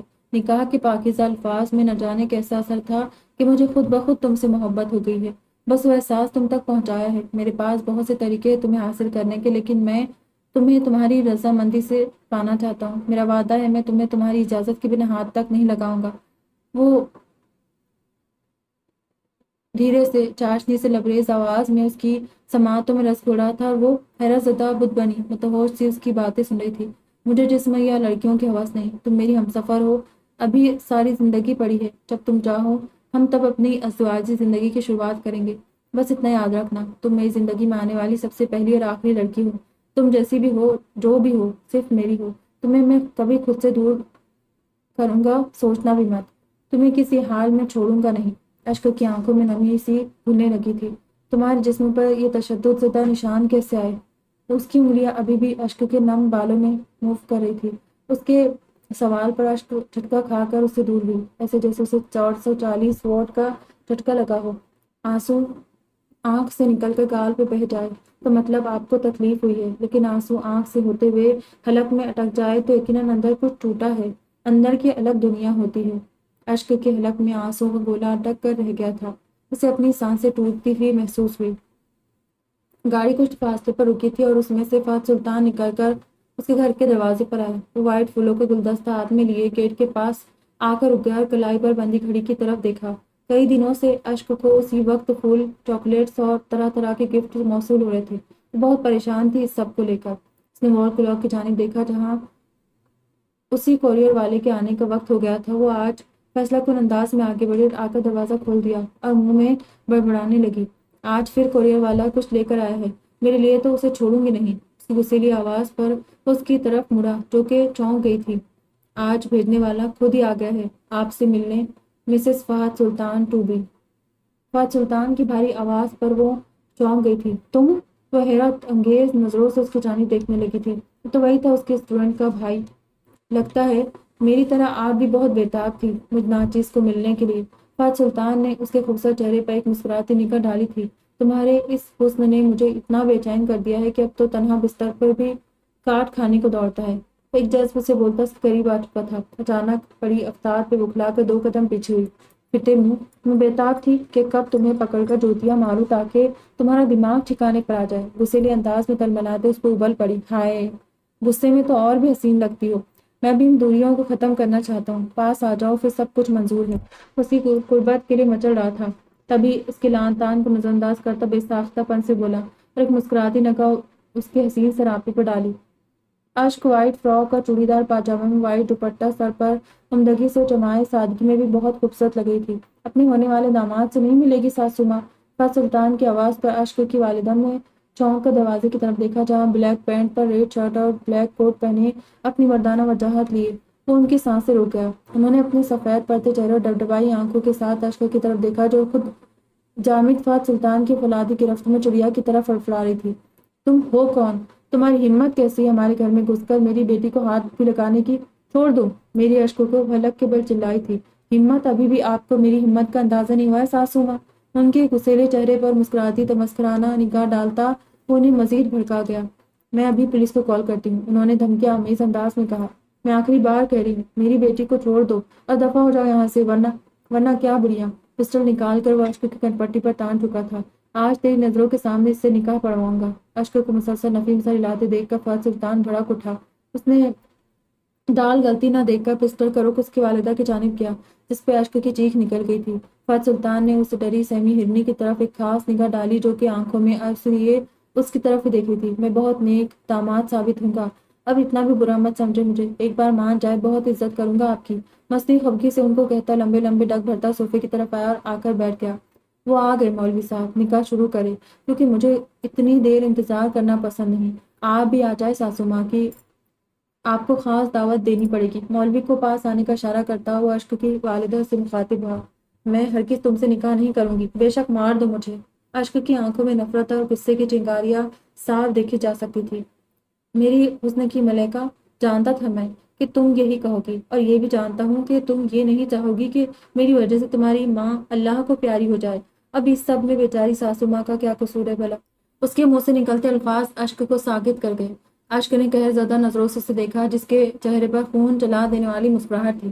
اماں! اس کی والدہ کی آنکھوں سے آنسو چھلکے تھے، اور اشک تو بس مرنے کے قریب تھی۔ میری فکر مت کر، اس گھٹیا انسان سے کبھی نکاح کی حامی مت بھرنا، چلا اٹھی تھی۔ بڑھیا تیری تو! اس نے ہوا میں پسٹل اٹھا کر ایک فائر کیا، اور ٹھاک کی آواز سن کر اشک کی دل کی دھڑکن بند ہو کر چلی تھی۔ قبول کرو ورنہ! ان پر نظر ڈالتا رکا تھا۔ زندہ دیکھنا ہے نا اپنی ماں کو؟ جو اتنا خود پرسکون تھا، اتنا ہی اشک کو بے سکون کر رہا تھا، کشمکش مبتلا کر دیا تھا۔ اشک نے کٹیلی نگاہ اس پر ڈالی۔ نہیں، اس کی والدہ رو دی تھی۔ نکاح شروع کرے مولوی صاحب۔ فہد سلطان واپس صوفے پر آ کر ٹک گیا اور اپنے آدمیوں کو پاس آنے کا اشارہ کیا۔ کب سے خاموش تماشائی بنے مولوی نے فہد سلطان کو دیکھا، جو اسے لیٹ کرنے پر کھا جانے والی نظروں سے دیکھا تھا۔ اشک نے بالآخر سر اسبات میں ہلا دیا تھا۔ اس کی والدہ نے کرب سے آنکھیں بند کی تھی۔ اشک ایک آخری دھندلی سی نظر اپنی ماں پر ڈالتی رو پڑی تھی۔ اس کی والدہ نے سرد نگاہوں سے فہد سلطان کے فاتحانہ چہرے کی جانب دیکھا تھا۔ نکاح ہو چکا تھا اور وہ کچھ کر نہ سکی تھی۔ ڈرائیور نے گاڑی ایک محل نما عمارت کے پورچ میں آ کر روکی تو فہد سلطان نے ایک نظر خاموش آنسو بہاتی اشک پر ڈالی، پھر دروازہ کھول کر باہر آ گیا اور دوسری طرف آ کر دروازہ کھولتا اس کے باہر نکلنے کا انتظار کرنے لگا۔ اشک، جو اس کی ایک نظر پر ہی خوف محسوس کرتی، خود میں سمٹ گئی تھی۔ دروازہ کھلنے پر باہر نکل گئی۔ چلے، وہ جو اس کے اسلحے سے لیس آدمیوں کو دیکھ رہی تھی، جو ان سے کافی آگے نکل گئے تھے۔ فہد سلطان کی آواز پر اس کی طرف دیکھنے لگی، جو اس کے چلنے کا ہی ویٹ کر رہا تھا۔ اشک چھوٹے چھوٹے قدم اٹھاتی اس کے پیچھے سنگ مرمر سے بنے ہوئے فرش پر سہج سج کا قدم اٹھاتی ہال میں داخل ہوئی، جہاں ایک طرف اس کے آدمی کھڑے تھے اور دوسری طرف ایک سنجیدہ سی لڑکی کھڑی تھی۔ رباب! فہد سلطان کے پکارنے پر لڑکی اس کے پاس آئی۔ جی سر، میم کو کمرے میں لے جائے اور ان کی ہر ضرورت کا خیال رکھنا اب آپ کے ذمے ہے۔ فہد سلطان کے کہنے پر رباب نے اپنی نم دیدہ آنکھوں والی خوبصورت میم کو دیکھ کر اسبات میں سر ہلایا تھا۔ سر، آپ کے روم میں؟ رباب کچھ تذبذب کا شکار ہوئی تھی، کیونکہ فہد سلطان کے الفاظ نے کون سے کمرے میں لے کر جانا ہے ان کی نشاندہی واضح نہیں کی تھی۔ مس رباب! فہد سلطان ہاتھ پینٹ کی جیبوں میں پھنسائے اس کے قریب آیا۔ جب فہد سلطان نے اسے اپنے دل کی ملکہ بنا لیا ہے تو میری ہر چیز پہ اس کا حق ہے اور اس کی ہر چیز پہ میرا۔ اس کے الفاظ میں اگرچہ نرمی تھی، مگر اس کا لہجہ کچھ باور کرواتا ہوا تھا، جیسے وہ کہے تو رباب سے رہا تھا مگر اشک کو اشارتاً جتلا رہا تھا۔ Sorry sir. مس رباب کو بھی اس چیز کا احساس بخوبی ہو گیا تھا۔ تم اپنے کمرے میں جاؤ، آرام کرو، بہت جلد ملاقات ہوگی۔ اب کہ وہ اشک کی طرف مڑتے ہوئے بولا، جو ایک خشک نگاہ اس پر ڈالتی سر جھکا گئی۔ آئیے میم۔ رباب کے کہنے پر اس کے ساتھ چل دی۔ وہ جانتی تھی کہ اگر وہ کوئی واویلا کرے گی تو فہد سلطان نے زبردستی کیا بس ایک غصے کی نظر سے اسے پست کر دینا تھا۔ اب تک اتنا تو جان گئی تھی کہ فہد سلطان کچھ بھی کر سکتا تھا، جانے بنا کہ اس میں کسی کی مرضی ہے یا بھی نہیں۔ رباب اسے جس کمرے میں لے کر آئی تھی وہ کہنے کو تو بیڈ روم تھا، مگر اس کی کشادگی بہت زیادہ تھی۔ ایک طرف صوفے اور دیوان رکھ کر چھوٹے سے ڈرائنگ روم کی شکل دی گئی تھی۔ بھاری پردے، دبیز قالین، قیمتی شو پیس، بہترین انٹیریئر۔ دوسری طرف اسٹڈی روم کی طرز کا ایریا تھا، جہاں ٹیبل اور اس کے اوپر لیپ ٹاپ اور بہت ساری فائلز تھیں۔ اگر اسٹڈی ایریا کے ساتھ دیکھا جائے تو گلاس ڈور تھا، جس کے پیچھے ڈریسنگ روم تھا اور آگے بیڈ روم تھا۔ شاہانہ طرز کا بیڈ روم جو اپنے مالک کے اعلیٰ ذوق کا منہ بولتا ثبوت تھا۔ میم، آپ فریش ہو جائیں اور ڈریس چینج کر لیں، پھر بیوٹیشین آ کر آپ کو تیار کر دے گی، اور مجھے بتا دے کہ آپ اس وقت کیا کھانا پسند کرے گی۔ مس رباب کی آواز پر چونکی اور اس کی طرف مڑی تھی۔ نہیں، سر نفی میں ہلا گئی۔ میم، کچھ تو کھانا پڑے گا ورنہ سر مجھ پر غصہ ہوں گے۔ مس رباب کی بے چارگی پر وہ ایک نظر ڈال کر رہ گئی۔ مجھے کچھ دیر کے لیے اکیلا چھوڑ دے۔ وہ زار زار روتے ہوئے اسے جانے کا اشارہ کرتی بیڈ پر گرنے کے سے انداز میں بیٹھ گئی۔ اماں! سر ہاتھوں میں تھام گئی۔ اسے ابھی تک یقین نہیں آ رہا تھا کہ زندگی اس کے ساتھ اتنا بڑا کھیل کھیل گئی تھی، اور وہ بالکل چپ قسمت کی ستم ظریفی پر حیران تھی۔ مجھے یہاں نہیں رہنا، میں واپس اٹھتے ہوئے بولی، مگر پھر ایک دم رکی تھی۔ کہاں جاؤں گی میں؟ وہ کہیں نہیں جانے دے گا مجھے۔ اگر اس نے میری اماں کو نقصان پہنچایا تو؟ اس کے آنسو آنکھوں سے بے اختیار بہنا شروع ہو گئے تھے۔ کیا کروں میں؟ گھر میں اکیلی، اماں نہ جانے کیا کری ہوگی، کیا حال ہوگا ان کا میرے بعد۔ اس کا ذہن اس کی اماں کی طرف ہی بھٹک رہا تھا۔ تبھی مس رباب ٹی ٹرالی لیے کمرے میں داخل ہوئی۔ میم، یہ آپ کے لیے کوشش کی ہے کہ کچھ نہ کچھ آپ کو پسند آ جائے، اگر کچھ اور چاہیے تو بتا دیجیے گا۔ اشک نے شکوہ کنا نگاہ اس کی جانب ڈالی تو رباب دل محسوس کر رہ گئی۔ وہ اس کی مدد کرنے کا اختیار نہیں رکھتی تھی، تبھی مزید کچھ بولنے بنا واپس چلی گئی۔ وہ اس وقت دلہن بنی غضب ڈھا رہی تھی۔ ڈیپ ریڈ لہنگے میں ملبوس اس کا حسن دوبالا ہو گیا تھا۔ وہ بہت پرکشش اور حسین لگ رہی تھی۔ اس نے پہلی بار اتنا زیادہ ہار سنگار کیا تھا، وہ بھی اس انسان کے لیے جس سے وہ سخت نفرت کرتی تھی۔ وہ اس روم میں پتھر کی مورت بنی بیٹھی تھی۔ جتنی دیر اسے دلہن کی طرح سجایا جا رہا تھا، اتنی دیر میں ہی کمرے کی کایا پلٹ دی گئی تھی۔ اب وہ وہاں اکیلی بیٹھی تھی۔ اس نے سر اٹھا کر کمرے کو دیکھا جو بہت ہی خوبصورتی سے ڈیکوریٹ کیا گیا تھا۔ ہر طرف پھول ہی پھول تھے۔ جہازی سائز بیڈ پر سیج کی لڑیاں لٹک رہی تھی۔ بیڈ گراؤنڈ پر بھی پھولوں کے بکے رکھے تھے اور بیڈ پر بھی پھولوں سے دل بنایا گیا تھا۔ ہر طرف پھولوں کی مہک پھیلی ہوئی تھی۔ اس کو یہ سب دیکھ کر وحشت سی ہونے لگی تھی۔ اس نے اتنا ہیوی ڈریس پہلی بار پہنا تھا، اس وجہ سے بھی اس کو الجھن بھی ہو رہی تھی۔ وہ تھک بھی چکی تھی، 2 دن سے وہ ٹھیک طرح سے نہیں سوئی تھی، اس لیے اس کی آنکھیں نیند سے بھر گئی تھی اور اب اس کے سر میں بھی درد شروع ہو گیا تھا۔ انٹرنیٹ پر ایک اور دنیا بھی موجود ہے جو ڈیپ ویب اور ڈارک ویب کہلاتی ہے۔ ڈیپ ویب اور ڈارک ویب کیا ہے اور کس طرح کام کرتی ہے، اس بارے میں لوگوں کی ایک بڑی تعداد زیادہ معلومات نہیں رکھتی۔ www ہم جو انٹرنیٹ استعمال کرتے ہیں، اس میں کوئی بھی ویب سائٹ اوپن کرنے کے لیے 3 بار لکھنا پڑتا ہے، جس کا مطلب ہے ورلڈ وائڈ ویب۔ اسے سرفیس ویب اور لائٹ ویب بھی کہا جاتا ہے۔ جو ہم لوگ انٹرنیٹ استعمال کرتے ہیں، یہ صرف 4-5% ہے، باقی کا 95% انٹرنیٹ عام لوگوں کی آنکھوں سے اوجھل ہے۔ اس سے نیچے ڈیپ ویب ہے۔ یہ انٹرنیٹ کا وہ حصہ ہے جس تک رسائی صرف متعلقہ لوگوں کی ہوتی ہے، اور یہ عام طور پر مختلف کمپنیوں اور اداروں کے استعمال میں ہوتا ہے۔ پھر ڈیپ ویب سے نیچے باری آتی ہے ڈارک ویب کی۔ یہ انٹرنیٹ کا وہ حصہ ہوتا ہے جہاں تک کسی کی رسائی نہیں ہو سکتی، سوائے اس کے جس کے پاس ڈارک ویب کی ویب سائٹ کا پورا ایڈریس ہو۔ عام طور پر ڈارک ویب کی ویب سائٹس کا ایڈریس مختلف نمبر، کوڈ اور لفظوں پر مشتمل ہوتا ہے، اور آخر میں .com کے بجائے .tor یا .on وغیرہ ہوتا ہے۔ یہاں جانے کے لیے متعلقہ ویب سائٹ کے ایڈمن سے رابطہ کرنا پڑتا ہے، جو آپ سے رقم وصول کر کے ایک ایڈریس دیتا ہے۔ جب آپ پورا اور ٹھیک ٹھاک ایڈریس ڈالتے ہیں تو یہ ویب سائٹ اوپن ہوتی ہے، لیکن یاد رکھیں گوگل یا عام براؤزر پر یہ اوپن نہیں ہوتی، یہ ٹور پر ہی اوپن ہوتی ہے۔ اور یہ بھی یاد رکھ لیں کہ ان ویب سائٹس کو اوپن کرنا یا دیکھنا بھی قانوناً جرم ہے۔ اگر آپ کے بارے میں صرف اتنا پتہ چل جائے کہ آپ نے ڈارک ویب پر وزٹ کیا ہے تو اس پر آپ کی گرفتاری اور سزا ہو سکتی ہے۔ ڈارک ویب پر جتنا بھی کاروبار ہوتا ہے وہ بٹ کوائن میں ہوتا ہے۔ بٹ کوائن ایک ایسی کرنسی جو کسی قانون اور ضابطے میں نہیں آتی اور نہ ہی ٹریس ہو سکتی۔ کسی کے بارے میں یہ نہیں جانا جا سکتا کہ اس کے پاس کتنے بٹ کوائن ہیں۔ ڈارک ویب پر اربوں خربوں ڈالرز کا ایک غلیظ کاروبار ہوتا ہے۔ پھر ڈارک ویب پر ٹریڈ رومز ہوتے ہیں، یعنی ایسے پیجز ہوتے ہیں جہاں لائیو اور براہ راست قتل و غارت گری اور بچوں اور لڑکیوں کے ساتھ زیادتی دکھائی جاتی ہے۔ ایسے لوگ جن کے پاس پیسہ زیادہ ہوتا ہے اور ان کی فطرت مسخ ہو چکی ہوتی ہے، وہ اس قسم کے مناظر دیکھنے کے عادی ہوتے ہیں، چنانچہ وہ ان ریڈ رومز میں جاتے ہیں۔ وہاں ہر چیز کی بولی لگتی ہے، مثلاً زیادتی دکھانے کے اتنے پیسے، پھر زندہ بچے کا ہاتھ کاٹنے کے اتنے پیسے، اللہ اس کا گلا دبا کر مارنے کے اتنے پیسے، پھر اس کی کھال اتارنے کے اتنے پیسے، وغیرہ وغیرہ۔ ڈسٹرب کے لیے معافی، لیکن مجھے یہ پڑھنا عجیب ہی لگ رہا ہے، ایسا کیوں لکھتے ہوں گے پتہ نہیں۔ اس کے علاوہ ہر قسم کی منشیات، اسلحہ اور جو کچھ آپ سوچ سکتے ہیں وہ آپ کو وہاں بآسانی مل جاتا ہے، یہاں تک کہ وہاں ریٹ لگے ہوتے ہیں کہ فلاں لیول کے آدمی کو قتل کروانے کے اتنے پیسے، مثلا صحافی کے قتل کے اتنے پیسے، وزیر کو قتل کرنے کے اتنے پیسے، 16 گریڈ کے آفیسر کو قتل کرنے کے اتنے پیسے وغیرہ۔ یہاں پر کاروبار ہوتا ہے ڈرگز کا، ویپنز کا، کانٹریکٹ کلنگز کا، چائلڈز پورنوگرافی کا، پرائیویٹ لائیو فائٹس کا، ملکوں کے راز چرانے اور بیچنے کا، انسانی اعضاء بیچنے اور خریدنے کا، لوگوں کے بینک اکاؤنٹس ہیک کرنے کا، یعنی ہر 2 نمبر کام یہاں پر ہوتا ہے۔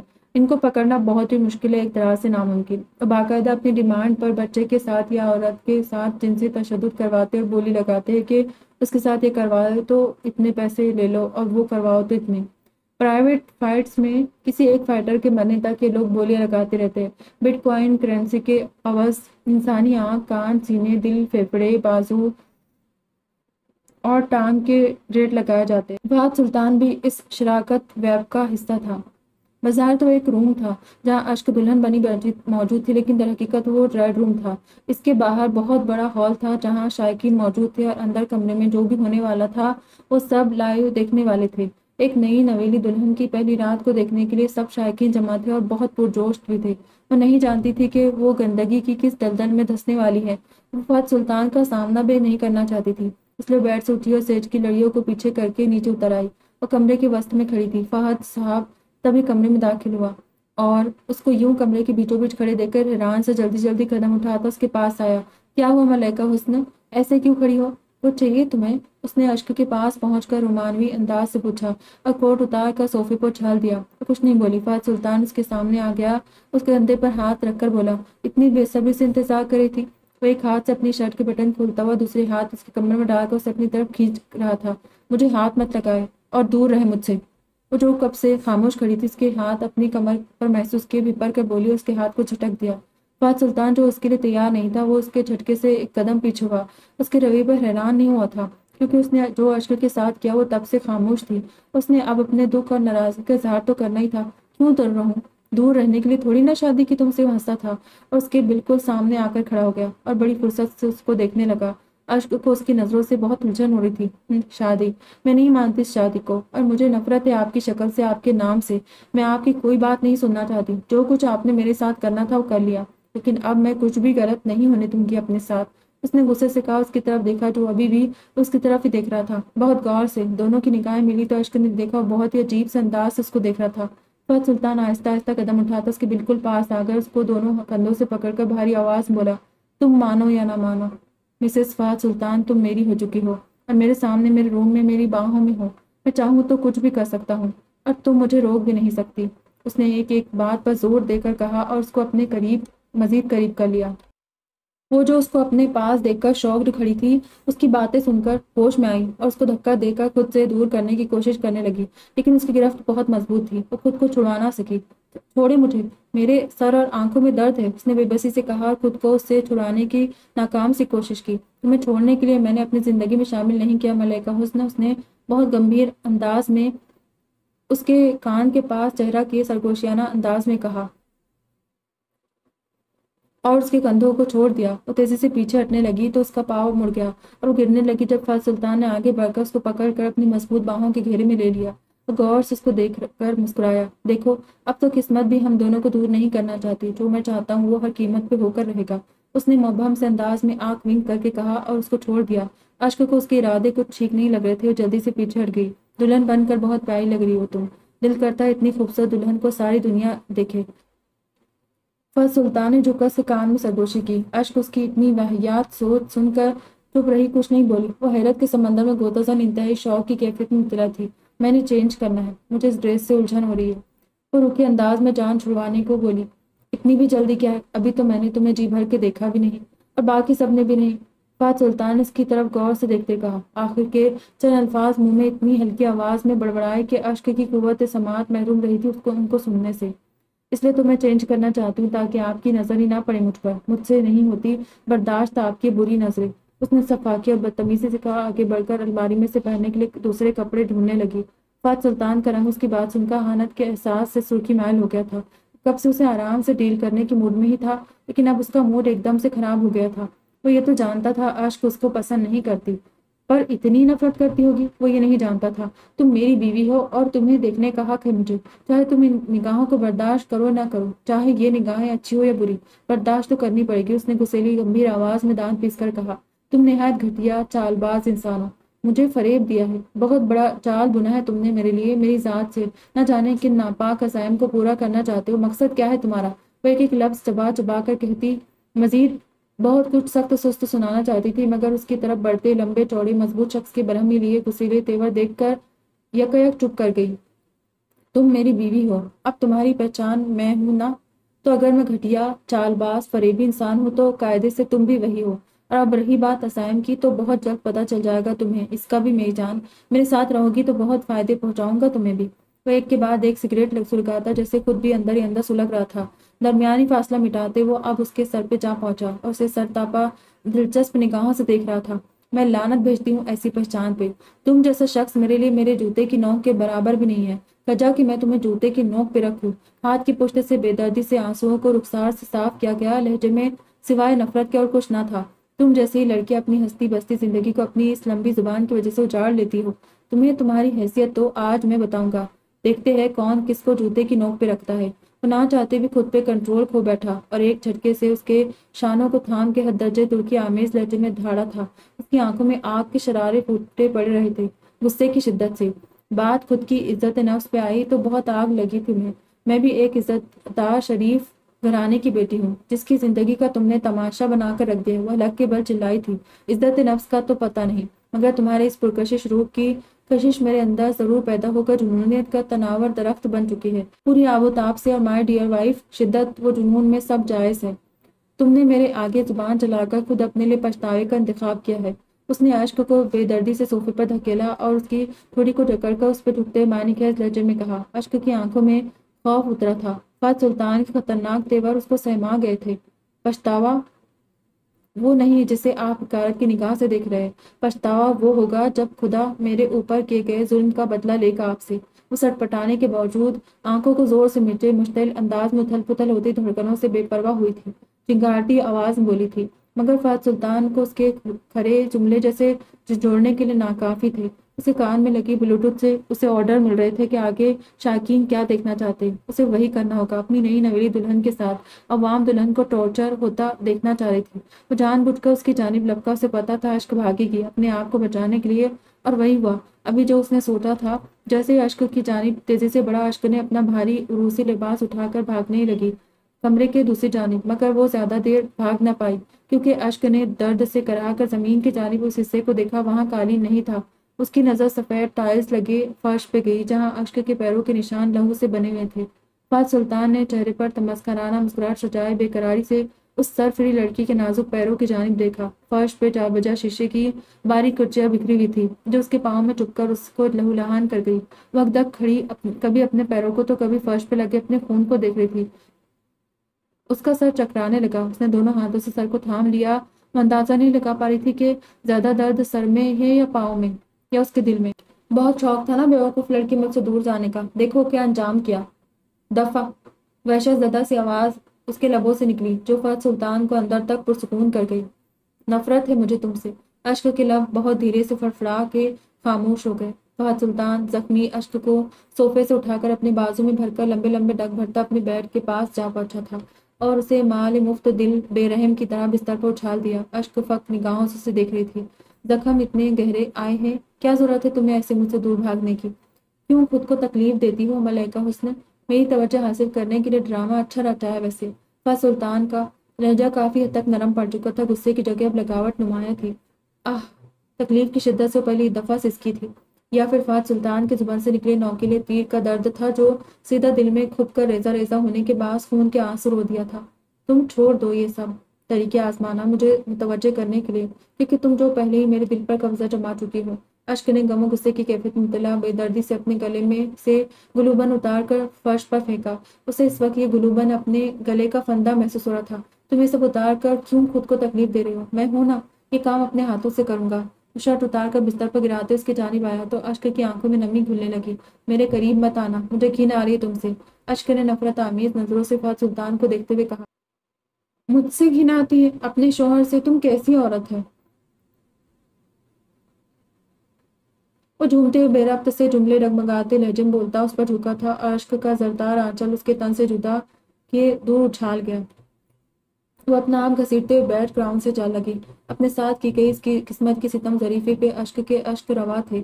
وہ برباد ہونے والی تھی اور اس کا دل چاہ رہا تھا دھاڑے مارتے ہوئے اپنی ماں کو بتایا کہ اس کا شوہر کس کماش کا انسان ہے، مگر پھر ماں کی نصیحت یاد آ گئی، بیٹا اب شوہر کا گھر ہی تمہارا گھر ہے، جیسا بھی ہے اب شوہر ہے، تمہارا برداشت سے کام لینا، شوہر کے گھر کو اپنا گھر سمجھنا اور اچھی طرح سے نبھا کر لو۔ بس ماں کی یہ باتیں اور ان کی جان کی سلامتی اس کے قدموں کو زنجیر سے جکڑ گئی۔ اب تو یہ حال تھا کہ پیچھے کنواں آگے کھائی، ہر سو اندھیرا، جائے تو جائے کہاں؟ بہت خوبصورت ہو تم، تمہارے حسن کو خراج بخشنے کا وقت آ پہنچا ہے سویٹ ہارٹ۔ تم سمجھتی ہو کہ تمہارے ساتھ بس ایک رات گزار کر ہی میں خود کو ختم کر دوں گی، مگر تم جیسے ناپاک شخص کو اپنا آپ ہرگز بھی نہیں سونپوں گی، چاہے تم مجھے جان سے ہی کیوں نہ مار دو۔ اشک میں نہ جانے کہاں سے اتنی ہمت آ گئی کہ وہ ڈٹ گئی تھی فہد سلطان کے سامنے۔ اشک کی یہی حرکت فہد سلطان کو بھڑکا گئی تھی۔ وہ اپنے آپے میں ہوتا تو کچھ سوچتا سمجھتا بھی، مگر اس وقت کچھ بھی سوچنے سمجھنے کی حالت میں تھا ہی کب۔ اس وقت تو اس پہ نشہ و جنون سوار تھا، جو چاہے کر لینا اپنے ساتھ، مگر بعد میں۔ ابھی مجھے اپنی روح کو سیراب کر لینے دو اپنے حسین سراپے سے۔ اس کی اس قدر فحاش و بیہودہ گفتگو کرنے پہ اشک کا دل چاہا کہ زمین پھٹے اور وہ اس میں سما جائے۔ کیا ایسا ہوتا ہے زندگی کا ہمسفر، آپ کا محرم؟ اس نازک سی لڑکی کو اس شخص کا وجود اور اس کی جسارتیں کسی گرم دہتی سلاخوں کی طرح اپنے وجود میں بے بس ہوتی محسوس ہو رہی تھی۔ وہ ایک کمزور سی لڑکی تھی، کہاں تک ایک اس ہوس کے مارے شخص سے مقابلہ کر سکتی تھی؟ اس کی بے بسی کا تماشا باہر موجود عوام دلچسپی سے دیکھ رہی تھی۔ جیسے جیسے وقت گزرا تھا، شائقین کی ڈیمانڈز بڑھتی جا رہی تھی اور فہد سلطان ویسے ویسے اس پہ ظلم ستم کی انتہا کرتا، اشک کی روح کو گھائل کر اس کی ذات کی دھجیاں بکھیرتا جا رہا تھا۔ گلاس ہال سے آہستہ آہستہ روشنی اندر کی طرف بڑھ رہی تھی اور اس کے کمرے کی تاریکی دور ہوتی جا رہی تھی، لیکن اس کے اندر کی تاریکی جیسے بڑھتی جا رہی تھی۔ نہ جانے کتنی راتیں اس نے سسک سسک کر آنکھوں میں کاٹ دی تھی۔ فہد سلطان کا مکرور چہرہ وہ پہچان چکی تھی، نیند اس کی آنکھوں سے کوسوں دور تھی، دل کی بے چینی حد سے سوا تھی، دل جیسے پل پل آگ پر چل رہا تھا۔ اب فجر کی اذان کے ساتھ وہ بستر سے اٹھ کھڑی ہوئی، ایک بار تو لڑکھڑا گئی، مگر پھر خود کے بے جان ہوتے وجود کو لیے واش روم کی جانب بڑھ گئی۔ شاور لیا اور وضو کے نماز سے فارغ ہو کر اس نے اللہ سے رو رو کر دعائیں مانگی۔ اسے لگا جیسے اس کا سارا اضطراب ختم ہو رہا ہے، وہ محفوظ پناہ گاہ میں آ چکی۔ اس نے وہاں قرآن مجید تلاش کیا، لیکن ہمیشہ کی طرح اس کی متلاشی نظر ناکام لوٹ آئی۔ تو اسے جو صورتیں یاد تھی اس نے تلاوت کی۔ تلاوت کے بعد وہ بالکنی میں آ گئی۔ صبح کی تر و تازہ ہوا اس کے جسم سے ٹکرائی تو اس کے جسم پہ دیے گئے زخم تازہ ہو گئے۔ جسم کے روم روم میں سے درد بھری ٹیسیں اٹھ رہی تھی۔ جسم پہ چاقو سے کیے گئے اس کے تشدد کے ثبوت ابھی تک بھی تازہ تھے، ان میں سے خون رس رہا تھا۔ کچھ دیر کے لیے وہ اپنا دکھ بھول گئی تھی۔ آسمان پر اڑتے پرندوں کو دیکھتے ہوئے اس کے دل نے یہ خواہش کی تھی کہ کاش وہ بھی ایک پرندہ ہوتی، اسے یہ دکھ نہ جھیلنے پڑتے، جن کو کھانا تلاش کرنے کے علاوہ اور کوئی پریشانی نہیں ہوتی۔ اس کی نظر پچھلی عمارت کی جانب گئی جس میں کئی لڑکیاں رہائش پذیر تھیں۔ وہاں بھی چہل پہل شروع ہو چکی تھی، لڑکیاں اندر باہر آ جا رہی تھی۔ عمارت کے دروازے پر دو گارڈز پہرا دے رہے تھے۔ اچانک ایک آدمی ایک بے ہوش لڑکی کو بازو میں اٹھائے باہر سے آیا اور چوکیدار کے پاس کھڑے ہو کر 1 منٹ بعد کی اندر چلا گیا۔ اشک حیرت سے اس آدمی اور بے ہوش لڑکی کو دیکھ رہی تھی۔ اس کی چھتیس نے یہاں کچھ غلط ہونے کا اشارہ دیا۔ کہیں فہد سلطان اور لڑکیوں کا کاروبار تو نہیں کرتا؟ تو کیا یہ سب لڑکیاں بیچنے کے لیے یہاں لائی گئی ہے کہ میری طرح؟ وہ حیرت زدہ ساکت کھڑی تھی۔ وہ ان لڑکیوں سے ساری سچائی جاننے کے لیے کمرے سے نکل کر راہداری میں آئی۔ ابھی راستے کے درمیان ہی تھی کہ کسی نے پیچھے سے اس کا بازو پکڑ کر کھینچا تھا۔ اس سے پہلے کہ وہ حیرت سے نکل کر کچھ سمجھتی، اس نے اس کی گردن پر تیز دھار چھری رکھ دی تھی، جس کی تیز دھار اسے اچھی طرح محسوس ہوئی۔ ڈر کی لہر اس کے سارے جسم میں سرایت کر گئی۔ وہ حیران رہ گئی کہ ایک لڑکی اس کی گردن تک پہنچ چکی ہے۔ کچھ لمحوں کے لیے تو بول بھی نہیں سکی تھی۔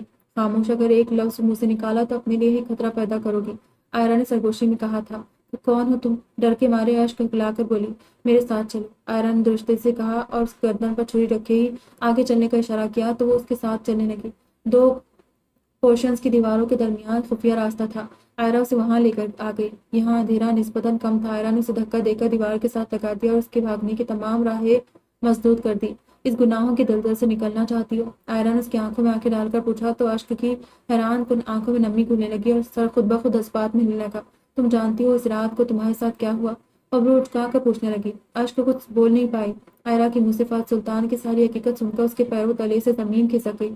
وہ سمجھی تھی وہ ظالم نفسیاتی انسان کمرے میں اس پر تشدد کرتا ہے، مگر یہ کیا؟ اس کی عزت کا سرے عام تماشا بنانے والا، نام نہاد چوہا، اپنی بیوی کی عزت پامال کرنے والا درندہ اسے ساری دنیا کے سامنے رسوا کر چکا تھا۔ وہ کسی کو منہ دکھانے کے قابل نہ رہی تھی۔ اس کا دل چاہ رہا تھا زمین پھٹے اور وہ اس میں سما جائے۔ اس کی حالت یوں تھی جیسے کاٹو تو بدن میں لہو نہیں۔ مجھے بچا لے، یہاں سے نکال دے۔ اس کے حلق سے بمشکل گھٹی گھٹی آواز نکلی۔ وہ آئرہ کو قریب جا کر منت بھرے انداز میں لی۔ میں نہیں بچا سکتی، مجھے مار ڈالے گا۔ وہ ہکلایا۔ اتنا عرصہ ہو گیا خود کو نہیں نکال سکی، اس دلدل سے تمہیں کیا خاک نکال پاؤں گی؟ گرنا کر بولی۔ آپ یہاں پہ سب راستے جانتی ہے، پلیز میری مدد کرے، بہت درد ہوتا ہے مجھے۔ وہ روتے متوجہ ہوئی۔ آئرہ اسے دیکھ کر رہ گئی۔ یہ رات بھی پچھلی رات کی طرح اس نے جا کر گزاری تھی۔ اس کا ذہن مختلف سوچوں کے آماج کا بن چکا تھا۔ وہ اس لڑکی کو کیسے یہاں سے نکالے؟ اسے یقین تھا کہ اگر اس نے ایسا کوئی قدم اٹھایا تو لوگ اسے زندہ نہیں چھوڑیں گے۔ اسے اس بات کی پرواہ بھی نہیں تھی کہ آگے اس کے ساتھ کیا ہوگا، کیونکہ وہ فہد سلطان کی محبت کے جال میں پھنس کر یہاں آ چکی تھی۔ اور اپنا سب کچھ لٹا چکی تھی۔ وہ اپنی ہی طرح اس لڑکی کو اذیت سہتے نہیں دیکھنا چاہتی تھی۔ اس نے اشک کی مدد کرنے کے بارے میں سوچا، شاید یوں ہی وہ اپنے گناہوں کا کفارہ ادا کر پائے، اسے ان لوگوں کے چنگل سے آزاد کروا کر۔ جب وہ یہاں آئی تھی اس نے یہ نہیں سوچا تھا کہ وہ لوگ اپنا مطلب پورا کرنے کے بعد اسے جان سے مارنے کی بجائے روز بیچیں گے، یوں اس کی عزت سے کھیلنے کی کوشش کریں گے۔ لیکن اسے مزید اشک کی عزت و ناموس پر حرف نہیں آنے دینا تھا، اور اسے یقین تھا کہ وہ ایسا کر لے گی۔ البتہ نتائج کی خبر نہیں تھی، انجام موت بھی ہو سکتا تھا۔ اس کے لیے ذلت کی زندگی سے عزت کی موت پیاری تھی۔ صبح کے 4 بج چکے تھے، اندھیرا آہستہ آہستہ روشنی میں تبدیل ہو رہا تھا۔ دور کہیں سے اذانوں کی آوازیں آ رہی تھی۔ اس نے چہرہ موڑ کر دیکھا تو اشک ساتھ والے بیڈ پر پڑی سو رہی تھی۔ درد سے کملایا ہوا سفید چہرہ زرد پڑ چکا تھا، اس کے بھورے لمبے سیدھے بال سرہانے پر بکھرے تھے۔ وہ سوتے بہت معصوم لگ رہی تھی۔ اسے دیکھ کر عائرہ کو اپنی چھوٹی بہن مائرہ کی یاد آ گئی۔ اس کے لبوں پر مغموم سی مسکراہٹ بکھر گئی۔ وہ فہد سلطان کے آنے سے پہلے وہاں سے نکل گئی تھی۔ چھوڑو مجھے، تم نہایت ہی گھٹیا انسان ہو۔ فہد سلطان نے کمرے میں آتے اشک کو سکون سے سویا ہوا دیکھا تو اس کے بالوں کو مٹھی میں جکڑ کر اٹھنے پر مجبور کر دیا۔ اشک جو گہری نیند میں تھی، فہد سلطان کو سامنے دیکھ کر اس کی آنکھوں میں شرارے پھوٹنے لگے۔ اس کی فولادی گرفت میں جھٹپٹاتے ہوئے خود کو آزاد کروانے کے تگدوں میں مبتلا تھی۔ کیا کیا ہے میں نے؟ کیوں بھونک رہی ہو؟ لگتا ہے دماغ کا اسکرو ڈھیلا ہو گیا ہے، ٹائٹ کرنا پڑے گا۔ وہ درستگی سے گویا ہوا۔ دوسری جانب اشک کی بصارتوں کو یقین نہیں آیا۔ وہ شخص اتنی گندی زبان استعمال کر سکتا تھا، اس کے وہم و گمان میں بھی نہیں تھا۔ اتنا کچھ کر کے مجھ سے پوچھ رہے ہو کہ کیا کیا ہے تم نے؟ ساری دنیا کے سامنے میری عزت کی دھجیاں بکھیرتے ہوئے ذرا بھی شرم نہیں آئی تمہیں؟ آخر میرا قصور کیا تھا؟ کس چیز کی سزا مل رہی مجھے؟ بکواس بن کر اور اپنی اوقات میں رہ کر بات کرو مجھ سے۔ میرا دماغ ہل گیا نا تو بہت برا پیش آؤں گا۔ دھمکی آمیز انداز بولا۔ اوقات میں ہی ہوں، تم شاید بھول گئے ہو۔ وہ واحد پروردگار کی ذات سب دیکھ رہی ہے۔ تمہیں تمہارے کیے کی سزا ضرور ملے گی۔ میں نے اپنا معاملہ اس کے سپرد کیا۔ بے شک وہ بہتر انصاف کرنے والا ہے۔ خدا تمہیں برباد کرے جیسے تم نے مجھے کر دیا۔ وہ بلک بلک کر روتے گلوگیر لہجے میں بولی، کر اب بکواس۔ صبح کے 4 بج چکے تھے۔ اندھیرا آہستہ آہستہ روشنی میں تبدیل ہو رہا تھا۔ دور کہیں سے اذانوں کی آوازیں آ رہی تھی۔ اس نے چہرہ موڑ کر دیکھا تو اشک ساتھ والے بیڈ پہ پڑی سو رہی تھی۔ درد سے کملایا ہوا سفید چہرہ زرد پڑ چکا تھا۔ اس کے بھورے لمبے سیدھے بال سرہانے پر بکھرے ہوئے تھے۔ سوتے بہت معصوم لگ رہی تھی۔ اسے دیکھ کر عائرہ کو اپنی چھوٹی بہن مائرہ کی یاد آ گئی۔ اس کے لبوں پر مغموم سی مسکراہٹ بکھر گئی۔ وہ فہد سلطان کے آنے سے پہلے وہاں سے نکل گئی تھی۔ چھوڑو مجھے، تم نہایت ہی گھٹیا انسان ہو۔ فہد سلطان نے کمرے میں آتے اشک کو سکون سے سویا ہوا دیکھا تو اس کے بالوں کو مٹھی میں دبوچ کر اٹھنے پر مجبور کر دیا۔ اشک جو گہری نیند میں تھی، فہد سلطان کو سامنے دیکھ کر اس کی آنکھوں میں شرارے پھوٹنے لگے۔ اس کی فولادی گرفت میں جھٹپٹاتے ہوئے خود کو آزاد کروانے کے تگدوں میں مبتلا تھی۔ کیا کیا ہے میں نے؟ کیوں بھونک رہی ہو؟ لگتا ہے دماغ کا اسکرو ڈھیلا ہو گیا ہے، ٹائٹ کرنا پڑے گا۔ وہ درستگی سے گویا ہوا۔ دوسری جانب اشک کی بصارتوں کو یقین نہیں آیا۔ وہ شخص اتنی گندی زبان استعمال کر سکتا تھا، اس کے وہم و گمان میں بھی نہ تھا۔ اتنا کچھ کر کے بھی مجھ سے پوچھ رہے ہو کہ کیا کیا ہے تم نے؟ ساری دنیا کے سامنے میری عزت کی دھجیاں بکھیرتے ذرا سی بھی شرم نہیں آئی تمہیں؟ آخر میرا کیا قصور تھا؟ کس چیز کی سزا مل رہی ہے مجھے؟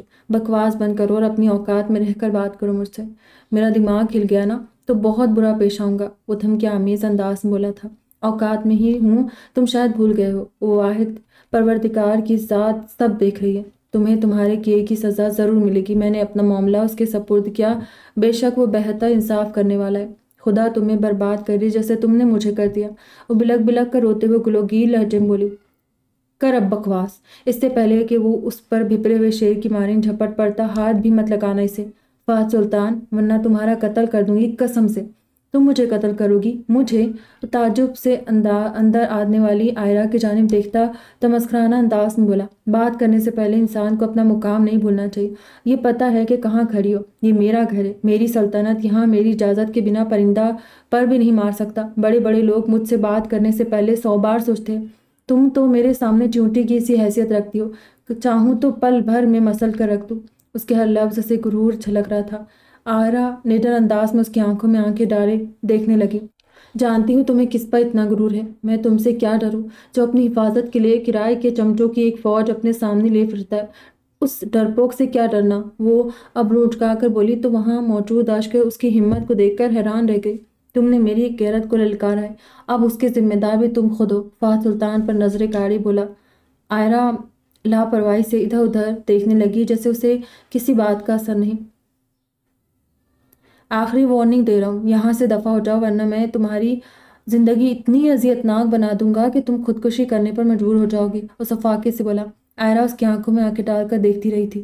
اسے اپنی جگہ ڈٹے ہوئے دیکھ کر فہد سلطان نے آگے بڑھ کر اس کی کلائی پکڑنی چاہی تو آئرہ نے ایک دم سے پیچھے کر کے دوسرے ہاتھ سے کھینچ کر اس کے منہ پر تھپڑ دے مارا۔ فہد سلطان کے دماغ کے ساتھ ساتھ اس کا منہ بھی گھم گیا۔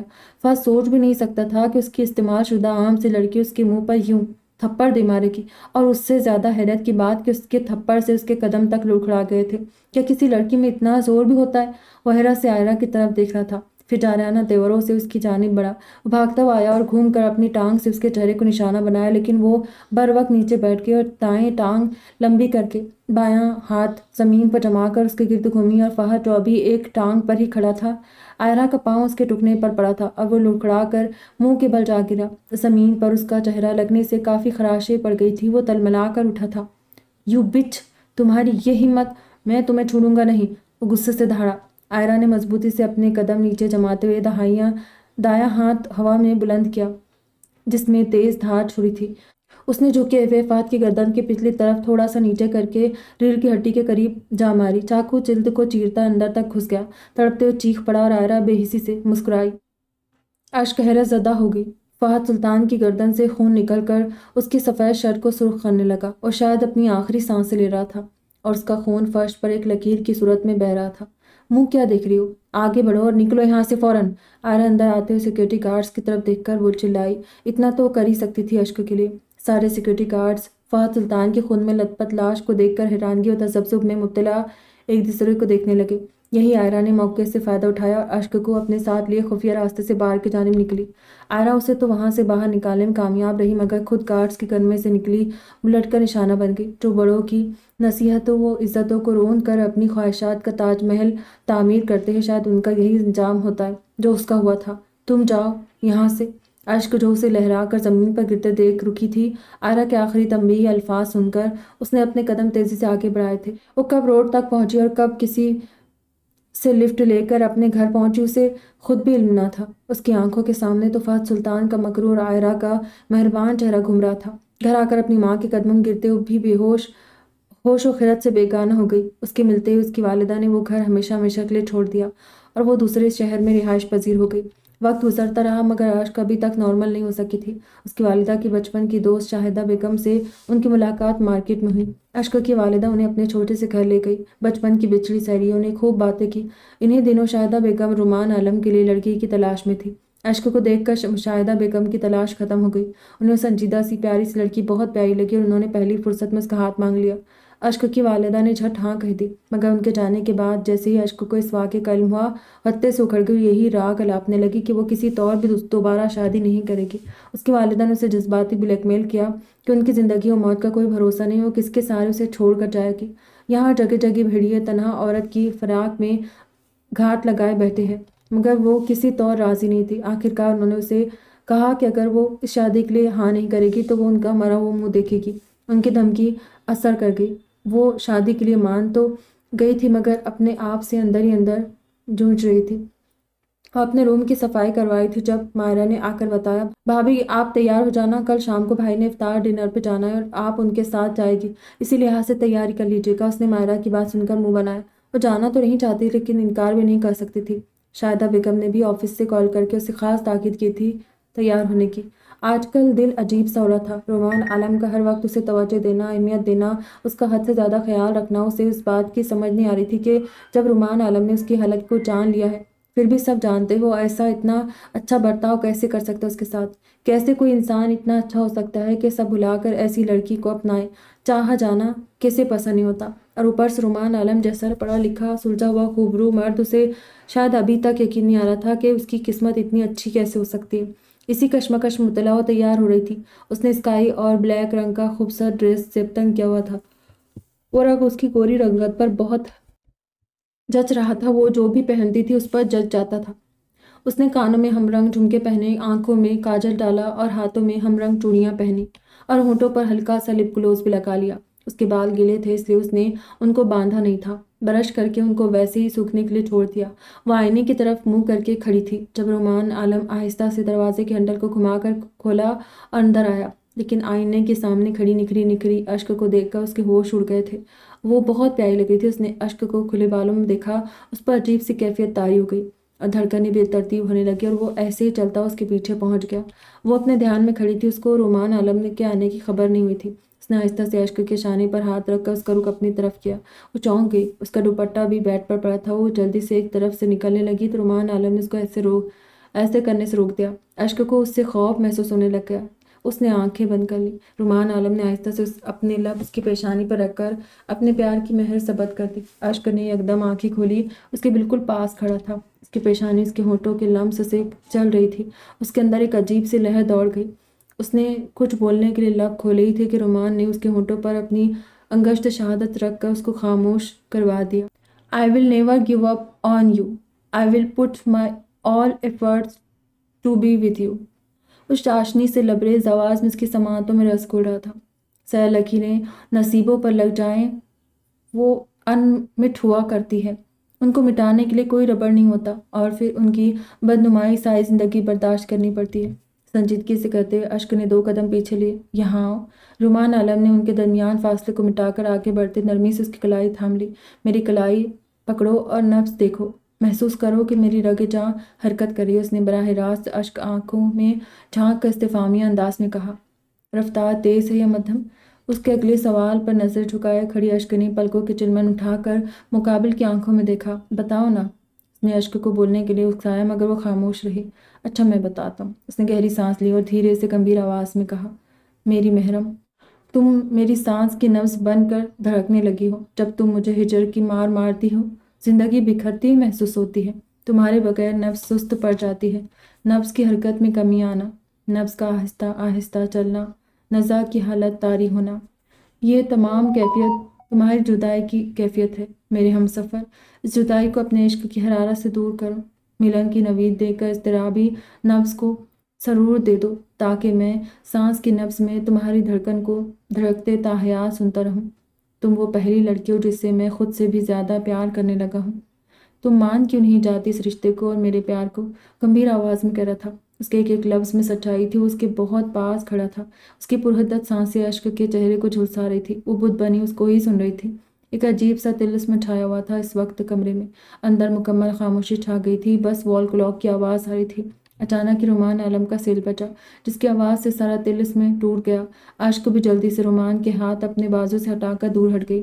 مجھے آپ کے ساتھ کہیں نہیں جانا، مجھے لفظوں کے جال میں مت الجھائیے، مجھے کسی پر اعتبار نہیں۔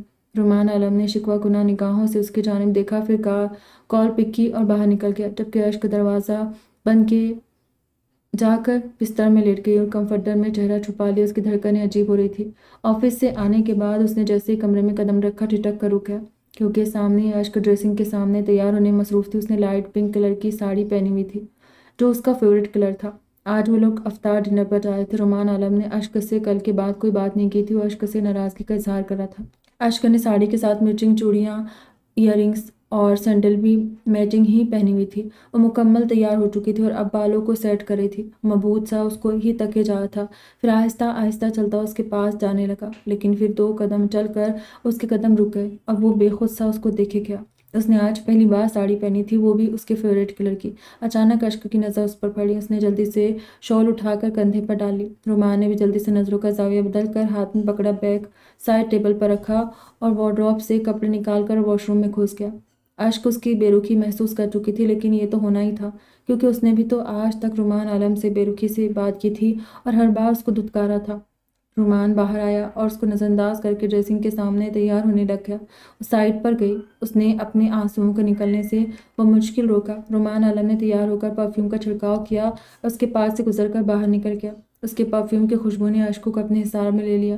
اس نے اپنے کندھوں پر شال ٹھیک کر کے سیٹ کی اور اس کے پیچھے ہی باہر نکل آئی۔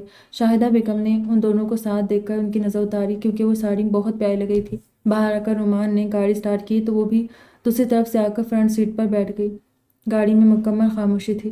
رومان نے اشک کی طرف دیکھا، وہ سائڈ پر منہ کیے بیٹھی تھی۔ اس نے راستے میں گاڑی روک کر بوکے خریدا اور پھر گاڑی سٹارٹ کر کے اس کی سپیڈ بڑھا دی اور پھر اس نے ہوٹل کے سامنے بریک لگائے۔ شہر کے بہت بڑے ہوٹل میں افطار پارٹی ارینج کی گئی تھی۔ وہ دونوں گاڑی سے اترے تو اشک نے بوکے پکڑ کر اپنی شال کو کندھے پر ٹھیک کیا اور رومان عالم کے ساتھ قدم اندر بڑھا دیے۔ وہ آج رومان عالم کے ساتھ ساتھ قدم ملا کر چل رہی تھی اور رومان عالم کو قدم بہ قدم حیران کر رہی تھی۔ جب وہ اندر ہال میں پہنچے تو کیمروں کا رخ ان کی طرف ہو گیا اور سب کیمرے والے ان کی طرف آئے۔ مسٹر اینڈ مسز فواد نے ان کا بہت گرم جوشی سے استقبال کیا تھا۔ Meet my lovely and beautiful wife Mrs Ashk Romaan Alam, اس نے انہیں تعارف کروایا۔ Wow, so lovely and beautiful, nice to meet you اشک۔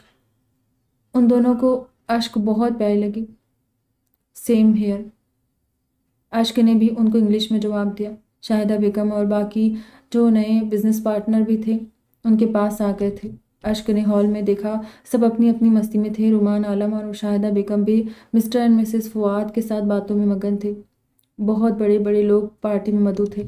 وہ مائرہ کے ساتھ ایک ٹیبل پر بیٹھ گئی کیونکہ وہ بہت تھک گئی تھی۔ بھابھی آج آپ بہت پیاری لگی، مائرہ نے اس کو بغور دیکھتے ہوئے اس کی تعریف کی۔ لیکن کیا فائدہ، جس کو تعریف کرنی چاہیے تھی اس نے تو مجھے دیکھا تک نہیں، اس نے بہت افسردہ سے آواز میں کہا۔ آپ بھائی کی بات کر رہی ہیں؟ اس نے حیرانگی سے پوچھا کیونکہ وہ اتنی پیاری لگ رہی تھی، کوئی اس کو اگنور نہیں کر سکتا تھا۔ رومان عالم نے کیا، پھر تو وہ ناراض ہے۔ ہاں، پتہ نہیں کیوں پر مجھے بہت برا لگ رہا ہے، رومان مجھے اگنور کر رہے تو، اس نے دکھی لہجے میں کہا۔ مائرہ حیران سے اس کی طرف دیکھ رہی تھی۔ بھابھی کیا ہوا ہے بتائیں، اس نے پوچھا۔ پتہ نہیں کیا ہوا ہے، پہلے اپنی توجہ کی عادت ڈال کر اب رومان مجھے اگنور کرے، یہ مجھ سے نہیں ہو رہا ہے برداشت، اس نے منہ بسوڑتے ہوئے ضدی سے لہجے میں کہا۔ خود نہیں سمجھ پا رہی تھی کہ ایسا کیوں ہو رہا ہے، کہیں آپ کو رومان بھائی سے تو پیار نہیں ہو گیا؟ مائرہ سمجھ گئی تھی اس لیے اس نے بہت حیرت زدہ ہو کر اس سے استفسار کیا۔ مجھے نہیں پتا محبت کا، بس رومان کو مجھے اگنور نہیں کرنا چاہیے، اس نے بچوں کی طرح منہ بنا کر کہا۔ واہ جی واہ، جو آپ ان کو اگنور کرتی تھی وہ؟ پتہ نہیں، تب اور بات تھی اور اب نہیں کر پا رہی میں اگنور۔ مائرہ کو اس وقت بہت معصوم سی بچی لگی تھی۔ وہ تو یہ بات ہے، اس نے شاید سے کہا۔ تنگ مت کرو، چھینک گئی۔ ان کو ادھر آئے بہت وقت ہو گیا تھا۔ رومان عالم اور شاہدہ بیگم نے ان کو بہت سے لوگوں سے ملوایا تھا۔ وہ بہت تھک گئی تھی اور اس کا دل بھی پارٹی سے اچاٹ ہو گیا تھا۔ وہ ادھر سے جلد جانا چاہتی تھی، اس کو بہت عجیب سا محسوس ہو رہا تھا۔ رات بھی بہت ہو گئی تھی اس لیے اس نے رومان کو گھر چلنے کا مان گھر چلے، بہت رات ہو گئی، اب میں بہت تھک گئی ہوں۔ رومان عالم نے چونک کر اس کی طرف دیکھا، پہلی بار اس نے اتنی اپنائیت اور پیار بھرے انداز سے مخاطب کیا تھا۔ وہ دل ہی دل میں اس کے انداز پر صدقے واری ہوا، مگر بظاہر سنجیدگی کا لبادہ اوڑھ رکھا تھا، بہت تھکی تھکی سی لگ رہی تھی۔ وہ پارٹی پر پہلی بار آئی تھی اس لیے بور ہو گئی تھی، اس نے بھی جانے کی ہم بھلی۔ اوکے چلتے ہم، میں مسٹر فواد کو بتا کر آتا ہوں، اس نے آگاہ کیا اور اشک کے ساتھ ہوٹل کے باہر گیا۔ رات بہت کالی اور اندھیری تھی، ہر طرف خاموشی کا راج تھا، سڑک سنسان ویران تھی۔ جہاں سے گزر کر وہ لوگ گئے تھے تب تو اکا دکا گاڑیاں تھی لیکن اب کچھ بھی نہیں تھی۔ رومان خاموشی سے ڈرائیو کر رہا تھا اور گاہے بگاہے اس پر بھی نظر ڈال لیتا۔ وہ چاہتا تھا کہ اشک اس سے بات کرے اور اشک چاہتی تھی کہ رومان اس سے بات کرے، لیکن دونوں نے ہی بات نہیں کی، دونوں ہی ضد پر اڑے ہوئے تھے۔ اشک نے رومان کا سیل فون اٹھا کر وقت دیکھا، 12:30 ہو رہے تھے۔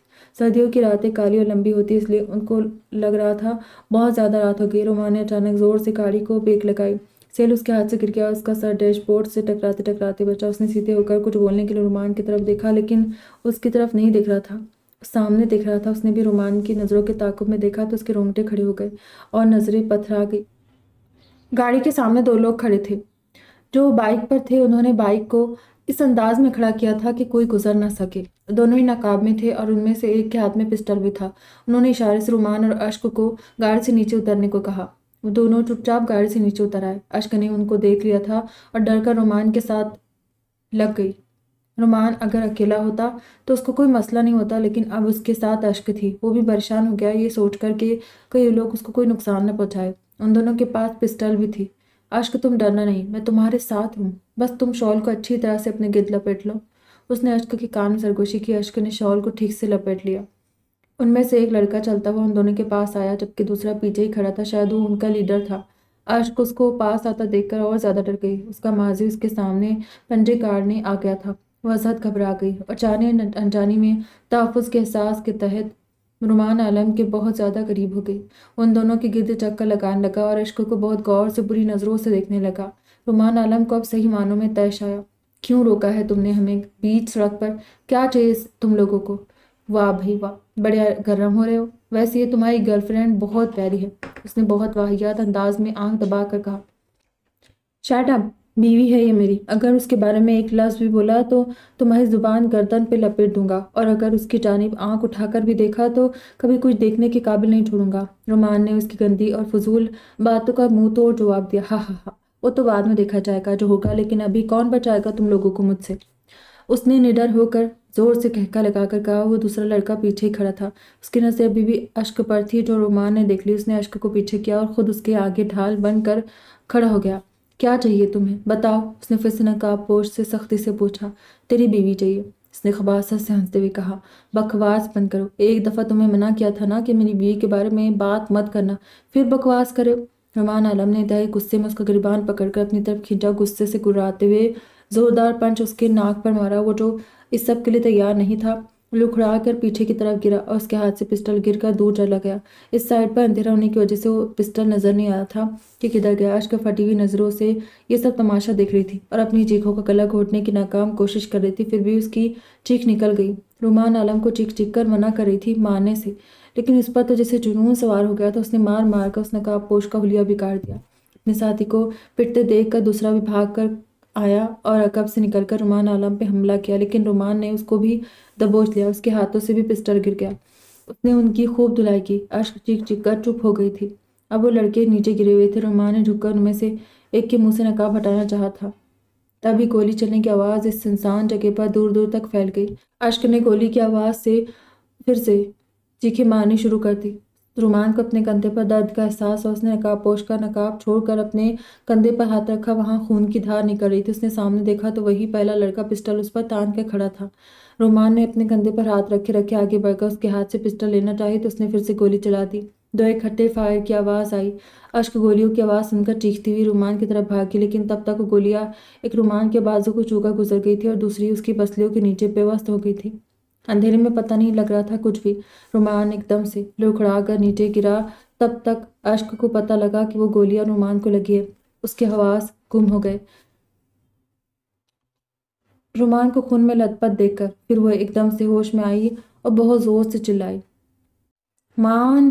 وہ لڑکا ہکا بکا کھڑا تھا۔ اس کو اندھیرے میں پتہ ہی نہیں لگا تھا کہ گولی کس کو لگی ہے اور نہ ہی اس کا کسی پر گولی چلانے کا ارادہ تھا، لیکن جب اس نے لڑکی کی چیخیں سنی اور اس کو بھاگ کر رومان کی طرف آتے دیکھا، وہ ڈر گیا اور پسٹل وہیں پھینک کر بھاگ گیا۔ اس کے پیچھے دوسرا بھی بھاگ گیا۔ اشک نے ان کی طرف دھیان نہیں دیا، وہ بس چیخے جا رہی تھی، مان! وہ روتے ہوئے چیخ چیخ کر اس کو پکار رہی تھی، لیکن رومان کی آنکھیں بند ہو رہی تھی۔ اشک کی تو جان پر بن آئی، مان پلیز آپ آنکھیں بند نہیں کریں، آپ کو کچھ نہیں ہوگا، وہ لوگ چلے گئے ہیں۔ اشک نے روتے ہوئے اس کے چہرے کو تھپک کر کہا۔ اس کی آنکھوں سے آنسو بہہ جا رہے تھے۔ وہ اس وقت سنسان سڑک پر رومان کے ساتھ اکیلی، بالکل اکیلی تھی۔ اشک کچھ نہیں ہوا مجھے، میں ٹھیک ہوں، تم رو مت، اس نے اٹک اٹک کر کہا۔ اشک نے اس کو سر کو اپنی گود میں رکھا اور اس کی شال گر چکی تھی۔ رومان کے ساتھ ساتھ اس کے کپڑے بھی خون سے لت پت ہو چکے تھے، لیکن اس کو پرواہ نہیں تھی۔ وہ بے ہوش ہو رہا تھا۔ اس کو 3 گولیاں لگی تھی، ایک کندھے پر، دوسری بازو کو چھو کر گزر گئی تھی اور تیسری پسلیوں کے نیچے۔ مان میری طرف دیکھے، اس کی آنکھیں بند ہو رہی تھی، اس لیے اشک نے اس کے چہرے کو آہستہ سے تھپ تھپا کر پکارا، مان! ایک دم سے بڑے زور سے چیخی کیونکہ رومان کی آنکھیں اب بالکل بند ہو گئی تھی۔ مان! آنکھیں کھولے پلیز، مجھ سے ایسے ناراض نہ ہوں پلیز، چیخ چیخ کر رومان کو جھنجھوڑ کر اس کی آنکھیں کھولنے کو کہہ رہی تھی۔ پتہ نہیں رومان سن بھی رہا تھا کہ نہیں۔ رومان آپ نے تو کہا تھا کہ چاہے کچھ بھی ہو جائے آپ مجھے کبھی چھوڑ کر نہیں جائیں گے، تو پھر اب آپ مجھے یوں بیچ راستے میں تنہا چھوڑ کر کیوں جا رہے ہیں؟ آنکھیں کھولے پلیز، میری طرف دیکھے، میں آپ کی اشک ہوں، میں اپنے رویے پر شرمندہ ہوں، مجھے معاف کر دے، آنکھیں کھول کر دیکھے ایک بار پلیز، ایک بار۔ اس نے پھر سے رومان کے چہرے کو تھپ تھپا کر روتے کہا۔ آنسو موتیوں کی لڑیوں کی طرح اس کی آنکھوں سے گرے تھے، لیکن رومان کی آنکھیں بند تھیں۔ رومان کی بند آنکھیں دیکھ کر اشک کو اپنی جان نکلنے والی لگ گئی۔ وہ اس وقت اس سنسان سڑک پر اکیلی تھی اور رومان بھی آنکھیں نہیں کھول رہا تھا۔ ایک دم اسے کچھ یاد آیا۔ اس نے رومان کا سر آہستہ سے نیچے زمین پر رکھا، اٹھنے لگی تو رومان نے اس کو آہستہ سے پکارا، اشک! اس کی آواز میں بہت درد تھا۔ رومان کی آواز سن کر جلدی سے اس کے پاس بیٹھ گئی تھی۔ مان آپ اپنی آنکھیں کھول کر رکھیں، میں ابھی مما اور مائرہ لوگوں کو کال کرتی ہوں، وہ آ جائیں گے، میں آپ کو کچھ نہیں ہونے دوں گی۔ اس نے رومان عالم کے چہرے کو ہاتھوں میں لے کر پیار سے کہا اور اس کی آنکھیں رو رو کر سرخ ہو گئی تھی اور گلا بھی بیٹھ گیا تھا، رو رو کر ہلکان ہو گئی تھی۔ رومان عالم اس کی یہ حالت دیکھ کر حیران ہو گیا۔ اشک پلیز رو مت، مجھے تمہارے اشک بہانے سے بہت زیادہ تکلیف ہو رہی ہے، رومان عالم نے اٹک اٹک کر کہا۔ اس کی آنکھیں بند ہو رہی تھی، لیکن پھر بھی اس نے بڑی مشکل سے اشک کی وجہ سے کھولی ہوئی تھی۔ اس کا رونا برداشت نہیں کر پا رہا تھا، اس لیے اس نے بہت زبردستی آنکھیں کھولی۔ میں نہیں روتی، لیکن آپ آنکھیں کھلی رکھے۔ اس نے آنکھوں کو زور سے رگڑ کر اپنے آنسو صاف کیے اور مسکرانے کی ناکام سی کوشش کی۔ میں بھی آتی ہوں۔ وہ وہاں سے اٹھ کر بھاگ کر گاڑی کے پاس گئی۔ بھاگتے اس کے پاؤں سے جوتا بھی نکل گیا تھا، شال تو اس کی پہلے گر چکی تھی۔ اس نے گاڑی میں نیچے ہاتھ مار کر اندھیرے میں سیل ڈھونڈنے کی کوشش کی، کیونکہ اس کا سیل تب نیچے گرا تھا۔ اس کو سیل نیچے سے مل گیا۔ اس نے وہ نکال کر جلدی سے کانپتے ہاتھوں سے شادہ بیگم کا نمبر ملایا اور ایسے ہی بھاگتی واپس رومان کے پاس آ کر بیٹھ گئی۔ ہیلو بھابھی، کیا ہوا؟ خیریت تو ہے؟ آپ لوگ ٹھیک تو ہے نا؟ زمل نے کال پک کرتے ہی پریشانی سے پوچھا، کیونکہ وہ لوگ ابھی تو ادھر سے آئے تھے۔ تو رومان کے نمبر سے کال دیکھ کر وہ بہت پریشان سے ہو گئی تھی۔ زمل، مما آپ پلیز جلدی سے آ جائے، رومان ٹھیک نہیں ہے، پلیز جلدی آ جائے آپ۔ زمل نے کال پک کر کے جیسے ہی پوچھا، اس نے دھواں دھار ہوتے ہوئے سے کہا، کیا ہوا ہے رومان کو؟ کہاں ہو تم لوگ؟ پلیز مجھے جلدی بتاؤ۔ میں بھی آتی ہوں۔ شاہدہ بیگم دھواں دھار روتی اشک کی آواز سن کر گھبرا گئی، اور جب انہوں نے رومان کا نام سنا ان کے تو پاؤں تلے سے زمین نکل گئی۔ ان کو اپنی زندگی نکلتی محسوس ہوئی۔ ان سے بات بھی صحیح سے نہیں ہو پا رہی تھی۔ ان کی زبان لڑکھڑا گئی تھی پوچھتے ہوئے، مجھے بھی نہیں پتا، یہ بہت ویران اور سنسان سی جگہ ہے، پلیز جلدی آ جائے آپ، ایک گھر جانے والا راستہ ہی لگتا ہے مجھے۔ اس نے کہہ کر کال بند کر دی۔ کال بند کر کے اس نے رومان کو سر اٹھا کر پھر سے اپنی گود میں رکھا۔ آپ کو کچھ نہیں ہوگا، اب میں نے بتا دیا ہے سب کو، وہ آ رہے۔ اس نے رومان کے چہرے کو روتے ہوئے اپنے ہاتھوں میں پکڑ لیا۔ یہ سب میری وجہ سے ہوا ہے، میں نے آپ کو ادھر سے جلدی آنے کو کہا تھا، اگر میں آپ سے نہ کہتی تو یہ سب نہ ہوتا۔ اب وہ خود کو کوس رہی تھی، لیکن اس کی آنکھیں پھر سے بند ہو گئی تھی، کیونکہ اس کا خون بہت زیادہ بہہ رہا تھا۔ اشک بہت ڈر گئی تھی۔ اس نے روتے روتے رومان کے سینے پر سر رکھ دیا۔ کچھ دیر بعد اس نے سر اٹھا کر ادھر ادھر دیکھا تو اس کو دور سڑک پر کسی گاڑی کے ہیڈ لائٹس کے آثار نظر آئے، اور ساتھ ہی پولیس کی گاڑی کا سائرن بھی سنائی دیا۔ اس کو کچھ تسلی ہوئی۔ وہ گاڑی ان کے پاس آ کر رکی۔ اس کی لائٹ اشک کی آنکھوں میں پڑی تو اس نے آنکھیں بند کر لی۔ وہ گاڑی اشک کے بالکل پاس آ کر رکی۔ اس نے آنکھیں کھول کر دیکھا، اس میں سے شاہدہ بیگم، زمل اور مائرہ باہر آئے۔ ان کے ساتھ ہی پیچھے پولیس کی گاڑی بھی تھی۔ انہوں نے گاڑی کی ہیڈ لائٹس کی روشنی میں دور سے ہی اشک کو رومان کے پاس جھکے دیکھ لیا تھا۔ وہ دونوں گاڑی سے نکل کر بھاگ کر ان کے پاس پہنچے۔ رومان کو خود میں لت پت دیکھ کر مائرہ کی چیخیں نکل گئی، اور شاہدہ بیگم تو پتھر بن گئی۔ رومان کو یوں ہوش و حواس سے بیگانہ نیچے زمین پر پڑا دیکھ کر اس کے پاس ہی ڈھہ گئی۔ وہ ایک پرائیویٹ ہاسپٹل تھا، جس کے یک بستہ کوریڈور میں وہ بہت زیادہ دکھی تھی اور پریشان سی ادھر سے ادھر ٹہل رہی تھی۔ اس کے لبوں پر بس رومان کی زندگی کے لیے دعا تھی۔ کبھی کبھی انسان اتنا بے بس ہو جاتا ہے کہ وہ چاہتے بھی کچھ نہیں کر سکتا اور بس خاموش تماشائی بننے پر مجبور ہو جاتا ہے، جیسے اس وقت اشک تھی۔ اس کا بس نہیں چل رہا تھا کہ اپنے محرم کا ہر درد خود لے لے اور اس کو پہلے جیسا کر دے، پر یہ ناممکن تھا اور اس وقت تو کچھ نہیں کر سکتی تھی سوائے دعا کے، جو کہ وہ کر رہی تھی۔ رومان کو آئی سی یو میں لے جایا جا چکا تھا۔ اس کی کنڈیشن بہت زیادہ سیریس تھی اور ڈاکٹرز اس کا ٹریٹمنٹ کر رہے تھے۔ اشک ایک بار پھر سے بے ہوش ہو گئی تھی۔ اس کو گرنے کی وجہ سے چوٹ لگی تھی اور وہ رومان کی حالت کو دیکھ کر بہت ڈر گئی تھی۔ زمل اس کے پاس ہی بیٹھی تھی۔ مان! اچانک اشک کی آنکھ کھلی۔ اس نے ادھر ادھر دیکھا اور خود کو روم میں دیکھ کر رومان کا نام لے کر چیخی۔ اس کو سب یاد آنے لگا تھا۔ اشک بھابھی، رومان بھائی کو آئی سی یو میں لے جایا جا چکا ہے، اب ان کا ٹریٹمنٹ چل رہا ہے، آپ ٹینشن نہ لیں، وہ بہت جلد ٹھیک ہو جائیں گے۔ اس نے اشک کو اپنے ساتھ لگا کر تسلی دیتے ہوئے کہا، مجھے ان کے پاس جانا ہے۔ وہ جلدی سے بیڈ سے نیچے اتری اور ننگے پاؤں ہی روم کا دروازہ کھول کر باہر نکل گئی۔ مائرہ اور زمل بھی پریشان سی اس کے پیچھے ہی باہر آئی۔ وہ ننگے سر اور ننگے پاؤں کوریڈور میں آئی سی یو کے سامنے کھڑی تھی۔ مائرہ نے اس کی ایسی حالت دیکھا تو اس کا دل کو کچھ ہوا۔ اس کے پاس آئی اور اس کو اپنے ساتھ لے جا کر بینچ پر بٹھا دیا۔ بہت زیادہ سردی تھی، لیکن اس کو کوئی فرق نہیں پڑ رہا تھا۔ زمل نے اسے اپنی شال دے دی اور خود دوپٹہ سر پہ اوڑھ لیا۔ یوں ہی آدھی رات گزر چکی تھی۔ اتنے عرصے بعد فجر کی نماز پڑھ کر رو رو کر رومان عالم کے لیے دعائیں مانگ رہی تھی۔ وہ جو نا امید ہو کر دعا مانگنا چھوڑ چکی تھی، نماز پڑھنا چھوڑ چکی تھی، رومان عالم کی خیریت کے لیے ایک بار پھر سے اس پروردگار کے سامنے سر بسجود ہو گئی تھی اور پورے خشوع و خضوع سے اس کی سلامتی کے لیے ہاتھ اٹھا کر گڑ گڑا رہی تھی۔ جب زمل بھاگتی ہوئی اس کے پاس آئی، بھابھی جلدی چلے، بھائی کو ہوش آ گیا ہے۔ تم سچ کہہ رہے ہو زمل؟ اس نے زمل کی بات سن کر بے صبری سے پوچھا۔ اس کی تو جیسے جان میں جان آ گئی تھی۔ ہاں میں بالکل سچ کہہ رہی ہوں بھابھی، نرس بتا رہی۔ اس نے اشک کو نرس کا حوالہ دے کر کہا۔ وہ جلدی سے اٹھی اور بھاگتی ہوئی آئی سی یو کے سامنے آ گئی، جہاں پہلے ہی سب لوگ جمع تھے۔ مبارک ہو، آپ کے پیشنٹ کو ہوش آ گیا۔ ان میں سے ایک ڈاکٹر نے ان کو خوشخبری سنائی۔ اس کے چہرے پر خوشی کی لہر دوڑ گئی۔ یہ معجزہ ہے جو آپ کے پیشنٹ کو ہوش آ گیا، یا پھر آپ لوگوں کی دعاؤں اور پیار کا نتیجہ؟ اس نے اشک کی طرف دیکھ کر کہا۔ وہ ان سب کو رومان کے لیے تڑپتے دیکھ چکے تھے۔ یا اللہ، تیرا لاکھ لاکھ شکر ہے، تو نے میرے بچے کو نئی زندگی دی اور مجھے بھی۔ شاہدہ بیگم روتے ہوئے ہاتھ اٹھا کر اللہ کا شکر ادا کر رہی تھی۔ ان کی آنکھوں سے اشک روا تھے۔ رومان کو ہاسپٹل میں ہفتے سے زیادہ بھی دن ہو گئے تھے۔ اس کے بازو کا زخم تو ٹھیک ہو گیا تھا، کندھے والا بھی بہتا تھا، لیکن جو پسلیوں کے نیچے تھا وہ ابھی تک ٹھیک نہیں ہوا تھا۔ اشک، سیمل اور مارا اس کے ساتھ ساتھ تھے۔ وہ اشک میں اتنی بڑی تبدیلی دیکھ کر حیران بہت تھا، لیکن اس نے کچھ پوچھا نہیں۔ مزید ایک ہفتہ اور ہاسپٹل میں رہنے کے بعد وہ ڈسچارج ہو کر گھر آ گیا۔ اب وہ مکمل ٹھیک تھا۔ اشک نے آخری عشرے کے سارے روزے رکھے اور باقاعدگی سے نماز ادا کر رہی تھی۔ اب وہ پہلی والی اشک بنتی جا رہی تھی۔ رومان اس کی یہ تبدیلی دیکھ کر بہت خوش تھا۔ اس کے سفید دوپٹے کے حالے میں دکھائی دیتے چہرے پہ نور چھلکنے لگتا۔ ایک عجیب سی کشش اسے اس کی اور کھینچ رہی تھی۔ کل عید تھی، اور کل کے لیے کچھ پہننے کے لیے ڈھونڈ رہی تھی۔ کچھ دیر پہلے مارا اور سیمل نے اسے زبردستی کر دونوں ہاتھوں پہ مہندی سے دلکش ڈیزائن بنائے تھے۔ ایک ہاتھ کا ڈیزائن سیمل نے بنایا، جبکہ دوسرے پہ مائرا نے طبع آزمائی کی تھی۔ اس کی مہندی کا رنگ بہت گہرا آیا تھا، مہندی سوکھ چکی تھی، اس کی بھینی بھینی مہک کمرے میں پھیلی ہوئی تھی۔ وہ جب روم میں آیا تو اشک وارڈروب میں گھسی پتہ نہیں کیا دیکھ رہی تھی۔ وہ بھی بیڈ پر بیٹھ گیا اور بڑی فرصت سے اس کو دیکھنے لگا۔ اشک کو اپنے پیچھے گہری نظروں کا احساس ہوا تو اس نے پیچھے مڑ کر دیکھا۔ رومان عالم مہویت سے اس کو ہی دیکھ رہا تھا۔ ان دونوں کی نظریں ملی، پھر بھی رومان نے اس سے نظریں نہیں ہٹائی۔ اشک نے جلدی سے نظریں ہٹا کر نیچے کر لیا اور پھر سے اپنے کام میں مگن ہو گئی۔ رومان عالم کی آنکھوں میں محبت کا ایک جہاں آباد تھا۔ بیڈ سے اٹھا اور آہستہ سے چلتا اس کے پاس آ گیا۔ اس نے رومان کو اپنے اتنے قریب دیکھ کر سمٹ سی گئی۔ اس کی دھڑکنیں منتشر ہو گئی تھی۔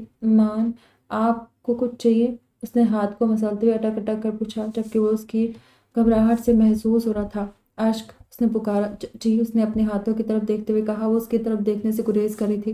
تم کہہ کیوں نہیں دیتی جو بھی تمہارے دل میں ہے؟ اس نے زرلب مسکراتے اپنے سینے پر ہاتھ باندھ کر کہا اور اس کو بغور دیکھنے لگا۔ اشک بہت زیادہ پزل ہو رہی تھی۔ کیا؟ ویسے میں جانتا ہوں تمہارے دل میں کیا، اس نے مصنوعی چہرے پر سنجیدگی طاری کر کے کہا۔ اشک نے جھٹکے سے سر اٹھا کر اسے دیکھا۔ کیا جانتے آپ؟ اگر آپ کچھ جانتے ہوتے تو ایسے کو بھی نہیں کرتے میرے ساتھ، مجھے اتنا اگنور کر نہیں کرتے، مجھ سے بے رخی سے بات نہیں کرتے۔ وہ پھٹ ہی تو پڑی، کیونکہ رومان کو اس کی فیلنگز کی سمجھ آ رہی تھی۔ اس کی آنکھیں بھر گئی تھی۔ ویسے تو آپ خود کو بڑا سمجھدار سمجھتے، لیکن آپ بالکل بھی نہیں ہیں سمجھدار۔ اب اس کی آنکھوں سے آنسو گرنے لگے اور پھر اس نے رونا شروع کر دیا۔ ارے اشک، پلیز رو مت، تم جانتی ہو تمہارے آنسو مجھ سے برداشت نہیں ہوتے۔ تم خود تو مجھ سے اتنی ناراض رہتی تھی، مجھے ہر وقت دھتکارتی تھی، اور اب مجھے کچھ وقت بھی ناراض نہیں ہونے دیا۔ کتنا تنگ کیا ہے تم نے مجھے۔ اشک کو روتے دیکھ کر وہ بھی جلدی سے سیریس ہو گیا۔ وہ تو اشک کو تنگ کر رہا تھا، لیکن اس نے تو رونا شروع کر دیا۔ میں بھی مانتی ہوں کہ پہلے میں نے آپ سے نفرت کی، لیکن پھر پتہ نہیں کب آپ مجھے اچھے لگنے لگے اور مجھے آپ سے محبت ہو گئی۔ جب آپ کو گولیاں لگی تو میری جان پر بن آئی تھی اور مجھے ایسا لگا جیسے میں بالکل تنہا رہ گئی ہوں۔ میں بہت ڈر گئی تھی مان، بہت زیادہ۔ مجھے یہی بات پریشان کرتی تھی کہ کیسے کوئی انسان ایسی لڑکی کو قبول کر سکتا ہے جس کے ساتھ اس نے رومان کے سامنے اپنی محبت کے ساتھ ساتھ خدشات کا اظہار بھی کیا، اور اس کو اور پریشان نہیں کرنا چاہتی تھی، اور نہ ہی اب وہ اس کی ناراضگی برداشت کر سکتی تھی۔ بخدا میں تمہیں کبھی تکلیف دینے کے بارے میں سوچ بھی نہیں سکتا۔ مجھے تمہارے ماضی سے کوئی مطلب نہیں، میں کبھی بھی تمہارے سے اس بارے میں نہیں پوچھوں گا۔ جو چیز تمہیں تکلیف دے وہ کبھی نہیں کروں گا۔ تمہارے کردار پاکیزگی کا میں گواہ ہوں۔ جو بھی ماضی میں تمہارے ساتھ ہوا ہوگا، یقیناً اس میں تمہارا قصور نہیں ہے، تم پہ ظلم ہوا ہے، لیکن میں تمہارے سارے زخموں پہ مرہم بننا چاہتا ہوں، اسے اپنے پیار سے منتقل کروں گا۔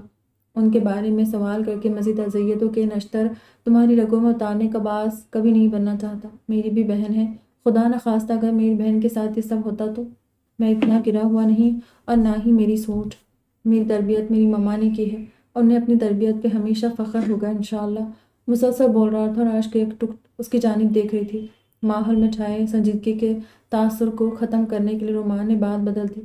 تم مجھے دھتکارتی کیوں تھی؟ جب بھی میں نے تمہارے پاس آنے کی کوشش کی تبھی تم نے مجھے دھتکارا۔ اس نے منہ پھلا کر شکوہ کیا۔ وہ اشک کو پھر سے تنگ کرنے لگ گیا تھا۔ جانتا تھا اشک اس سے بہت پیار کرتی ہے، اس کی مرضی سے اس کو چھونا چاہتا تھا، اس کے اپنے ہونے کا احساس کرنا چاہتا تھا، وہ سب اس کے منہ سے سننا چاہتا تھا۔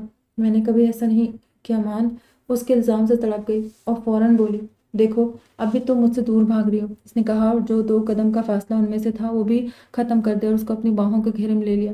آئی ایم سو سوری مان، میں نے آپ کو بہت تکلیف دی، ہر بار ہی آپ کو ہرٹ کیا، آپ کو سمجھنے میں غلطی کی، لیکن مجھے نہیں پتا تھا پیار کا۔ جب مجھے پیار ہوا تب پتہ لگا کہ ہر انسان برابر نہیں ہوتا، ضروری نہیں سب برے ہو، کچھ آپ جیسے بھی ہوتے، مہربان نرم دل۔ آپ نے ہی تو مجھے پیار کا مطلب سکھایا ہے۔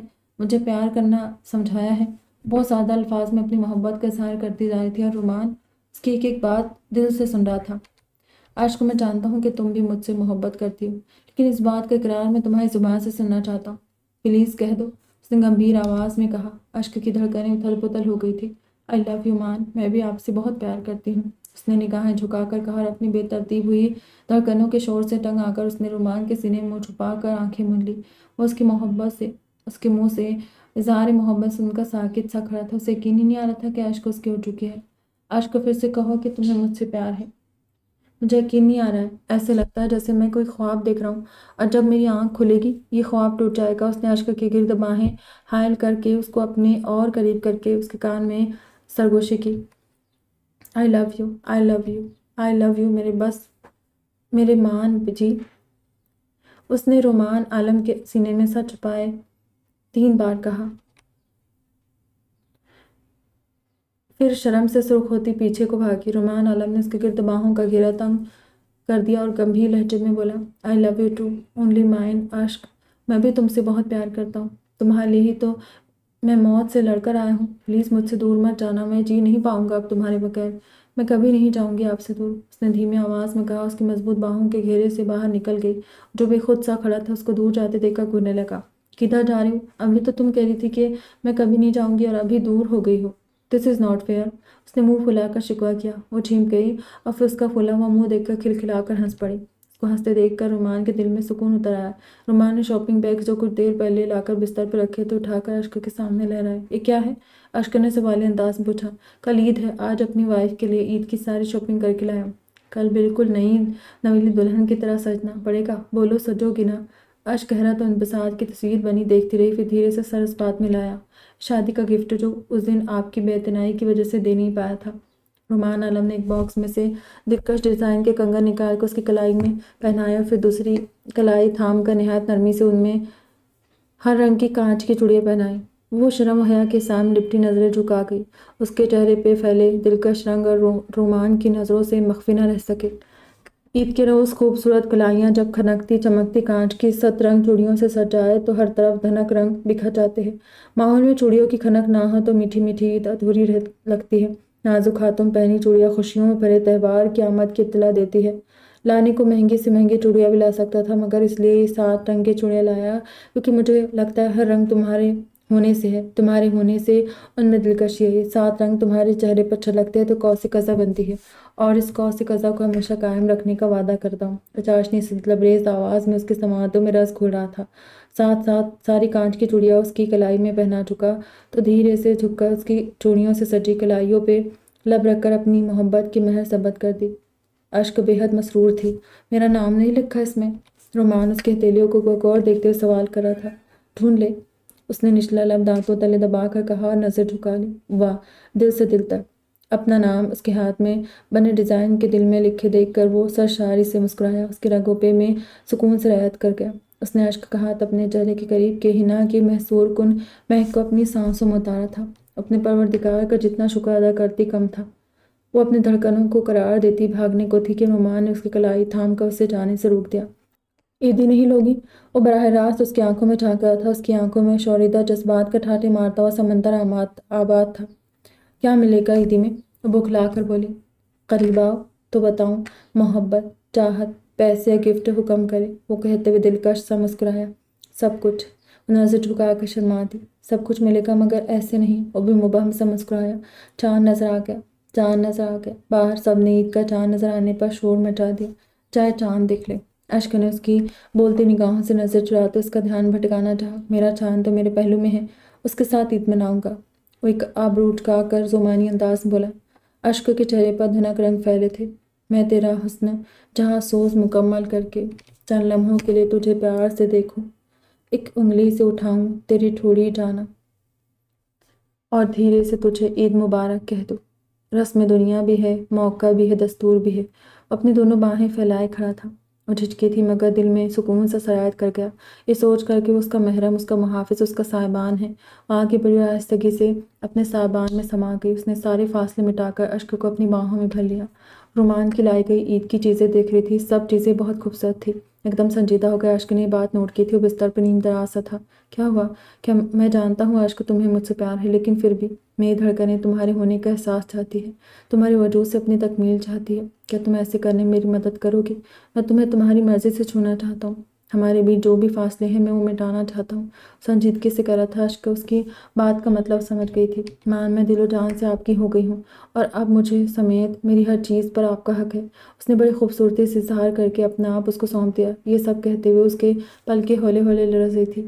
اشک اس کی باتیں سن کر رومان نے اپنی دونوں باہیں واں کر کے بڑے جذب سے اس کو پکارا۔ اشک نے اس کی طرف دیکھا، باہیں کھولے اسے ہی دیکھ رہا تھا، بھاگ کر اس کی باہوں میں سما گئی۔ اس نے اپنے سب کچھ اس کے سپرد کر دیا تھا، اب تو وہی اس کا سب کچھ تھا، تو پھر اس کو قبول کرنے میں شرم کیسی؟ وہ اس کی باہوں میں پرسکون سی بستر پہ اس کے ساتھ نیم دراز تھی، وہ اس کے ریشمی گیسیوں میں دھیرے دھیرے انگلیاں پھر رہا تھا۔ اور میری رومان نے اس کی سرخیاں چھلکاتے چہرے کو بغور تکتے سوال کیا۔ کیا چاہیے؟ اشک نے جھکی پلکیں اٹھا کر اسے دیکھتے ہوئے کہا، جو آپ کا دل چاہے۔ اپنے لبوں پہ انگلی رکھتے شرارت آمیز انداز سے بولا، میری وفا، محبت اور باقی سب صرف آپ کا ہے۔ اس نے دل بڑا کر کے کہہ دیا، مگر گھنی مسکانیں شرم کے بوجھ تلے دبی رخساروں پر مہو رقصہ تھی۔